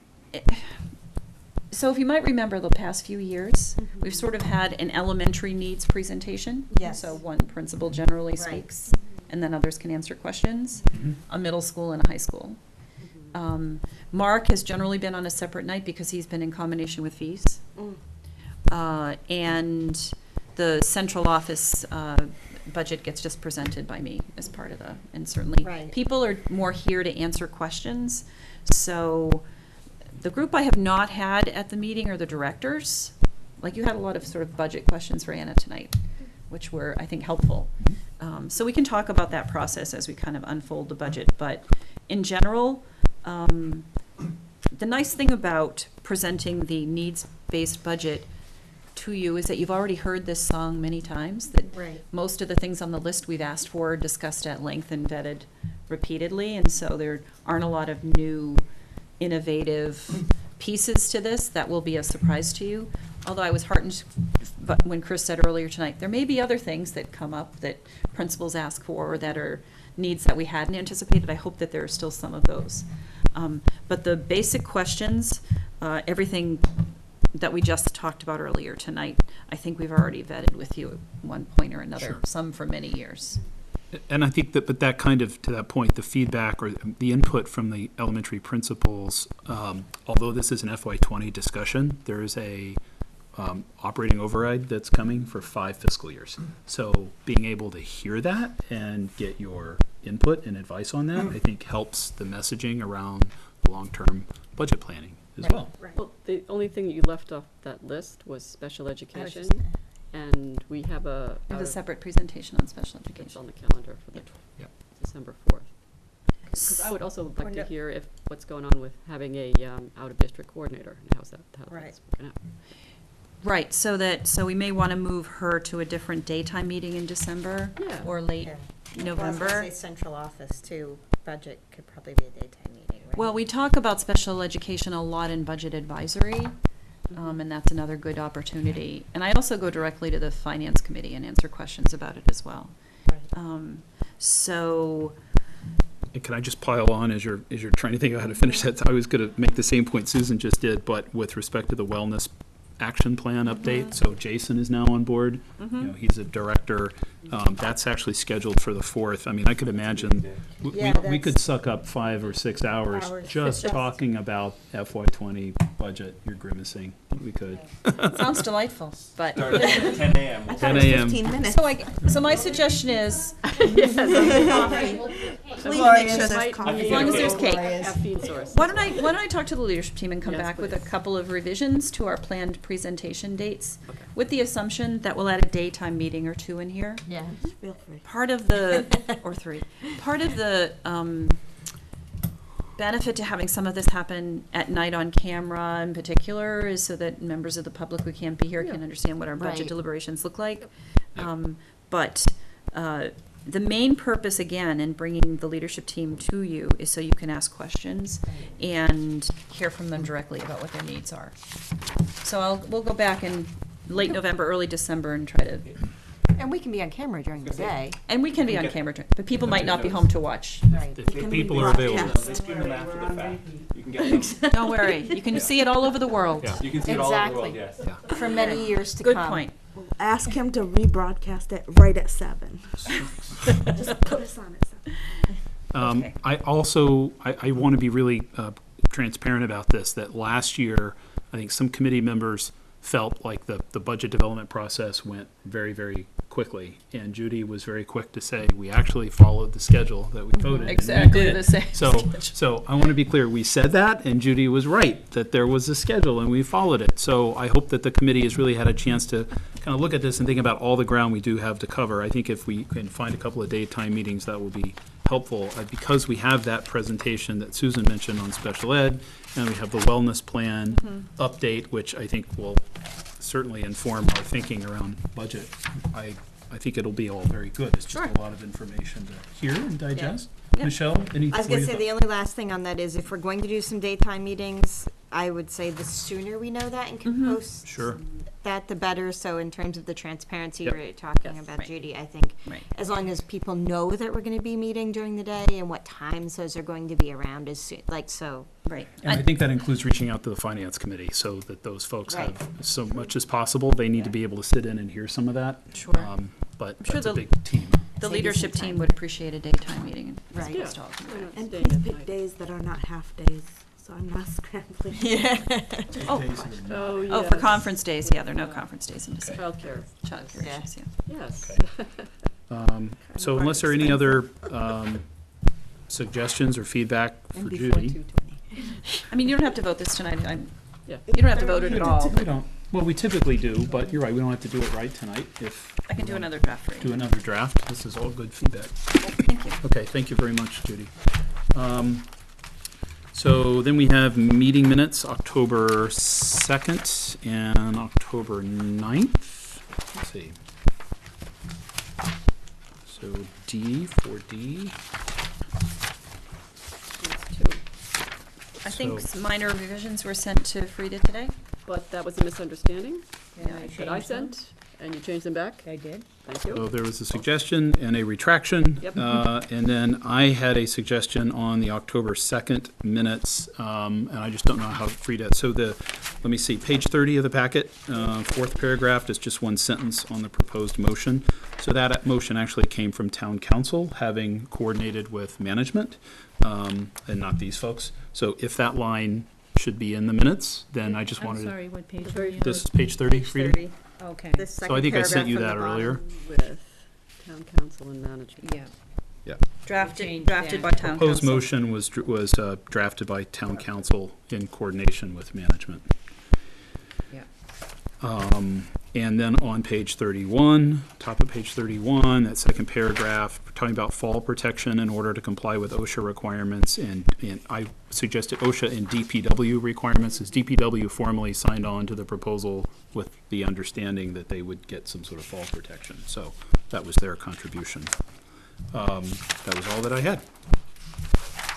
On the minutes of October 2nd. Is there a motion to approve as amended? I move to approve the minutes from October 2nd as amended. All those in favor? Aye. It's unanimous. And was there any feedback on the minutes for October 9th? One question. Yes. How is Nate's name spelled? B, oh, Nate, we're missing an E. Yeah, I assumed it was Nate, but I wasn't. yes. No. Good catch. Frida, page catch. 33, It was listed a couple times, I It's believe, in NAT. there. Yep. N-A-T-E. Actually, I think it might be NAT, but let me, well. It's can we check? N-A-T-E. Ask him. Ask him. Yeah, ask him. Yes, I will. that's the way to do it. Whatever it It's is, NATE. that should be right. I know you know him, but I have seen him referred to as NAT I have by two. the principals, so we just want to make sure he didn't. Sometimes people change their preference on They this changed how one. they wanted What's his Two. name? Just ask Okay, Just ask him. That was the only thing I saw. all right. Is there a motion to approve? I move to approve the October 9th minutes. Is it Second. no amended, right? I second. All those in favor? Aye, thank you. Okay, so just briefly on chair report, we've already talked about long-term budget planning. I'll just say a very sort of brief word about the because I'm going to ask Judy to talk more about this when you go next, but the for the heads MSBA did come, their senior team came and visited Lynch, a week and a half ago. So Michelle was present, Judy was present, of course, John Dupuy was there. We had Senator Jason Lewis, a couple of staff members, Mike Day was present. We had a team of, I think, 2 or 3 staff from the MSBA and then their consulting architect, and they often participate. That's the STV folks. And so we had a good, probably 40-minute discussion about Hour and 10. the bill, well, broken into 2 sittings, right?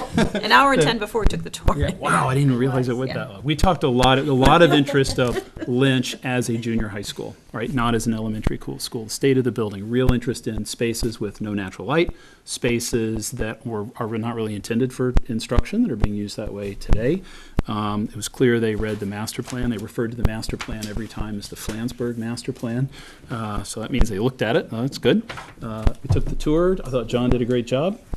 And then we got back and talked about sort of next steps. The MSBA has some homework for us. So Ellen and I are going to connect with Brian Kelly, who's our town planner, tomorrow to fill in some blanks. They are interested in knowing, since the master plan was voted, what have we seen in the way of demo permits, tear downs, new construction, sort of major development, any news on 40B. So we have some of that information. Beth Rudolph, our town engineer, has provided me with the updated map that speaks to the tear downs. So we just kind of need to give them a sense of if things are sort of going the way we thought they were. They are, of course, interested in the enrollment piece too, as they always are. We have that information more sort of at our fingertips. So we want to get that information to them hopefully within a week. And once we do that, we'll of course share that with everybody. They wanted their senior staff to see that as they kind of think through whether they'd make a recommendation. The other thing I think that was interesting as we went into that meeting thinking we were one of 25, we heard we were actually one of 28 sites that they're looking at, and of those 28, half are actually sites that they visited last year, but just didn't make the final cut. They said they received 130 submissions, Michelle, and I can't remember. 70 were for accelerated repair, and 80 were for core, or vice versa, something like that. Vice versa, I think. Vice versa. So, there's already been one cut down to 28, but clearly the message is not all 28 projects will be advanced. And then the other 28 thing, of varying size projects. yes, too. It's elementary, not middle just- school, high school, yes. And so to that point, one of the things they underscored is they always have sort of fixed resources from the tax base. And if there are a couple of large replacement high schools that are at the top of the list, that means fewer resources can be spread for smaller projects like elementary schools. The other piece that I think was new to me anyway was that with the VO and the high school, senior staff had made a recommendation to the executive board in late November. They voted in December, and then the clock started running. So what we heard from this most recent visit is they're splitting those votes, but I didn't hear they're splitting the recommendation, that districts will still learn in November if they're going to be recommended. But Some will learn in February. some will learn in February, is that right? No. So no. I thought it was January. Mrs.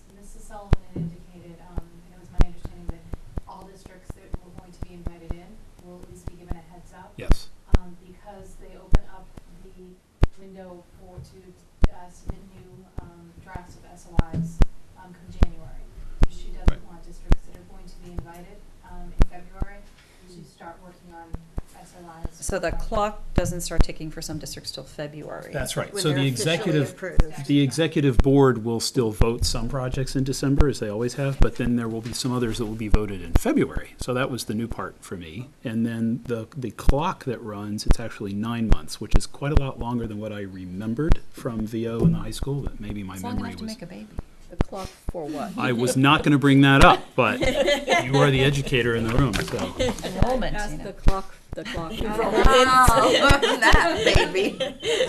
Susan was not distracted by the comment. I'm impressed. So the clock. So the obligation is when you're invited to participate in a feasibility study, the town needs to affirm and secure the commitment. In other words, financially, you do not need a vote. You do not need a ballot question for a feasibility study. You do, like for a debt exclusion override, to actually build it. So that would require an active town meeting. So we have, just as I said, more time than I had remembered.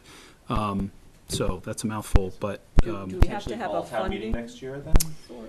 well, That was their idea, right? Ellen That knows the was answer why to that the question. December and February, why they'd moved, because it was based on when Some people have had the spring town opportunity meeting and to some go to have town meeting. It's designed now, it's my understanding, to give districts the opportunity for their clock to line up with at least One two- of your town one, meetings. if not two town meetings. That way, if you're going right up against an early spring town meeting and you don't have the opportunity to have a successful vote, you can go at least back to the fall before your clock runs out. right. Right. Yep. And so what this means in terms of town meeting is, we won't really know anything concrete for fall town meeting, but we've certainly been telling town meeting about the master plan, about our SOIs, now twice. And so we can certainly kind of give them that update. So we need to just kind of continue that community conversation. But I wanted to ask Michelle or Judy if there anything that came up in those sessions that you want to sort of share. So the process that the MSBA requires of cities and towns is that you go through a rigorous process to look at all, and the feasibility study is designed to look at all aspects of the potential educational needs and your enrollment and the locations of the schools and the size of the schools and so forth. And I had heard in some previous past MSBA projects that for districts with two schools in need of refurbishment, that the MSBA was encouraging looking at other alternatives, including a combined school or two schools on one site. And so we did ask that clarifying question. So you might remember that we had identified very serious needs at both Lynch and Morocco, that it's our plan to replace both schools as soon as reasonable and approved. But that we had prioritized Lynch as the larger school with the preschool to give us the possibility of swing space, because there is no, if we were to rebuild Morocco, the Lynch population could not go into Morocco while Lynch was being rebuilt. And so really that kind of drove our decision making to prioritize Lynch, but it could easily have gone the other way. So the answer we got from the MSBA was pretty clear, that they don't have a strong preference one way or another, that they do fund replacements for schools that are the size of Morocco, which is under 400 now, and Lynch. And that really they try to be driven by what the community needs and desires are. And they just want to be sure we've considered all options. So there's no pressure for us to look into a combined school from the MSBA's point of view. The other thing is, I think that given the amount of available funds, if we were now to tell them that we've changed our mind, I think we would come out of the queue and have to resubmit. And I think it would require a lot of community conversation about whether this is the direction we want to go. If Lynch gets approved and we go ahead, it will be a number of years before Morocco gets in the pipeline, and it will be our last school to be renovated. And so there are pros and cons to both approaches. But at this point, I think the surer pathway that will get us a new elementary school the soonest is just to proceed with Lynch, would be my recommendation. But I wanted to be sure that the committee had a chance to sort of weigh in on that. It was the master plan's conclusion that we were going to go for one elementary school and not a combined school. We talked a lot about it at the time the master plan was developed. But several years have passed since the master plan was completed. And so I thought it was important not to be surprised by a request later in the process by MSBA. And it was comforting to see that we're not going to be surprised. They're just going to look at Lynch's merits. So, Michelle, did you hear anything different or anything else that you want to add to that? No, my understanding was that since we went forward with just the single school at this SOI, that we didn't even really have the option unless we resubmitted a new SOI. Yeah, we'd have to go pull out forward. and We'd have to try pull out again. and try again. Right. So, other questions, comments on this? No? Okay. So we'll keep you posted, particularly once we get our homework done for the MSBA. We'll share that with you all. The other comment I just wanted to make is that tonight at the library, I bumped into Susan, I bumped into Judy, I saw Jen was there. Jen at the Winchester Public Library. This was our annual student art show. K-12. K-12. Jen Levatino kind of orchestrated this. They brought in some outside jurors to select. These pieces were not sort of advanced by individual art teachers. What's that? How did I miss this? I'm sure I got an email. We took pictures. We'll share. See the art for. Yes. It'll be up So for several weeks. yeah, it's at least a couple of more weeks. Tonight was just the reception. Art on the main level, the upper level, in little sort of study carrel areas, and I was just blown away. And I think it's been very, if you will, artfully put throughout the library, thoughtfully, really. And I appreciate the library making the space available. They had a reception tonight. No, that's not. He's making a joke. He's being very punny tonight. Twice. This is the second joke in a night. Is this a bad thing? This is just your normal witty self, I know. Now see the sarcasm. I don't appreciate that at all. Subtle, the kind of sarcasm. All right. Just, I have to restrain I thought it was a great event. I'm so glad our administrators were there. I'm so glad Susan was there, taking it all in. Our students are very, very talented. I know, Very right? talented. Might be more. The other thing I want to say is there were quite a few students there who were really flattered that their pieces were chosen. They didn't know that was going to happen, and they, I believe Ms. Nixon has a piece in this. she would also say I'm one of those kids who didn't expect that was coming. So It was I judged didn't- on its merit. I didn't want to throw her name out there, but there's really some great work among these students. And a lot of this work was done from last year. So when the announcement came out, this is not it wasn't like they did a project 2 weeks ago and said, now I'm going to find out. So I think this was a welcome and pleasant surprise for a lot of these kids. So It's an annual event. It's a lot of Jen fun. had a nice little certificate made up for them, and turnout was really great. So that was fun. Good fun. Yeah. Judy. Few quick updates. I've been asked to sit on a panel at the Massachusetts Association of Foreign Language Teachers in Springfield on Friday afternoon. So that'll be a labor of love. I'll drive out to Springfield and serve on a panel around seal of biliteracy and sort of our efforts to move towards proficiency-based language. So I'm happy to sit alongside Anna on that panel. Michelle and I are also going down to the MASC-MASS conference to serve on a panel together. I'm a board member of Middlesex Partnerships for Youth, and we're going to do something on mindfulness in the district. And so Michelle and I are going to go down, and I think she had planned to take advantage of some other Yes. sessions as well. So we'll go down. I can't remember which day it is, but we'll be down there. When you find out, could you let us know, just because that's a conference that always conflicts with town meeting? It does. Yeah, we just go down for the day. It's a long drive. It's on the Cape. So Oh, you're That's the commuting same to the day. conference. we're just commuting. Yeah, we're Kind commuting. like it starts November 7th and, Yeah. or November 8th is Yeah. town meeting. Yeah. It's that weekend. Yeah.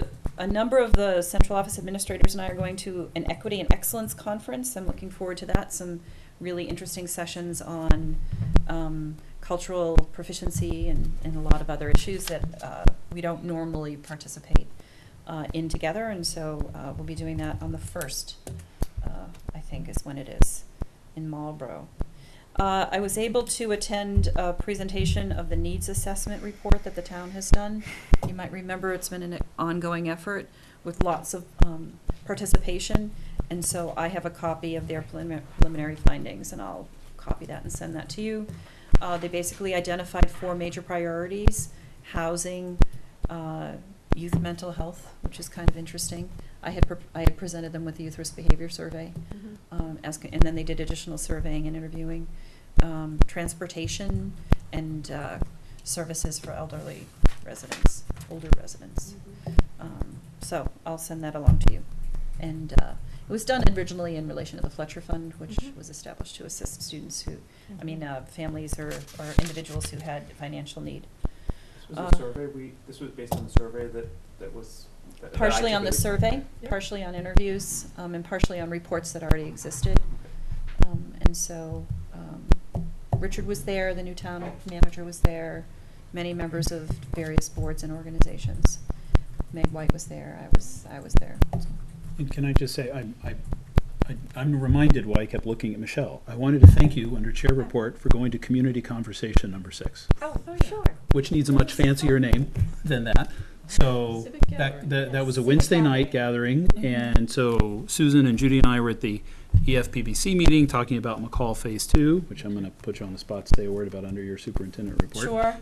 But with very little notice, you showed up to sort of represent the school committee, so I really appreciate that. I did And- tweet a video of her presentation, It was a Yeah. good so video. everybody can see Yeah, it. WinCam was there. You did a great job. Thank Really you. appreciate it. Thank you, Michelle. You want me to talk about McCall? Yeah, so, Nice to meet Lisa. what's that? It was nice to meet Lisa there The as new well. town manager, yeah. Quickly, McCall Phase 1. Talked with Meg today. We're 99% complete. The connector is substantially complete, so that project is wrapping up in its final stages. People walking through it yet? Or- Oh, yeah, they- I'm not sure if we might have to have a little red ribbon and cut it to let people walk through it officially. Tomorrow, so. Let us know. We want a picture of the first student who is walking through. Actually, I'll have a picture of Mr. Lawson walking through. Okay, well, that'll be memorable. Very quickly, McCall Phase 2. There were some concerns about a very tight budget. This is a completely self-funded effort. We had an extensive meeting on the latest round of architectural estimates and completed drawings, and I think are confident that we can meet most of our initial desires for McCall Phase 2, and that we will be able to send this out to bid and be on budget. And that sufficient funds are provided for that, so stay tuned for more. Anxious to get that project underway. So I And want the to, yep, warrant article that we put on. thank you. Warrant. Article as 30. As a precaution. Will not be In case we needed. needed, additional funding is going to be indefinitely postponed. Correct. Right, so, Just a precaution. and if you get questions from folks, why is there an article from the school committee on the warrant? That was, I think, some conservative, placeholding on the part of management. That's something we would have had to discuss and vote on. We, in fact, never did, so it's good that it's And come it off. has to be printed in Sure. paper form and mailed out to all Yep. residents. So there's a, Right. Meet certain deadlines. So when that comes up, that will be indefinitely, announced, will be indefinitely postponed. Judy, I think, so part of that conversation with the EFPBC last week was not only it was nice, I was there for part of that, to hear that there seems to be greater sort of sense of comfort in the completeness of the drawings and the Yes. accuracy of the estimate. But there has been some discussion about add alternates versus deduct alternates on the project. It sounds like you've got consensus. We're not going to go down the deduct alternate path. Those tend not to bring a lot of value, so it's a list of add alternates.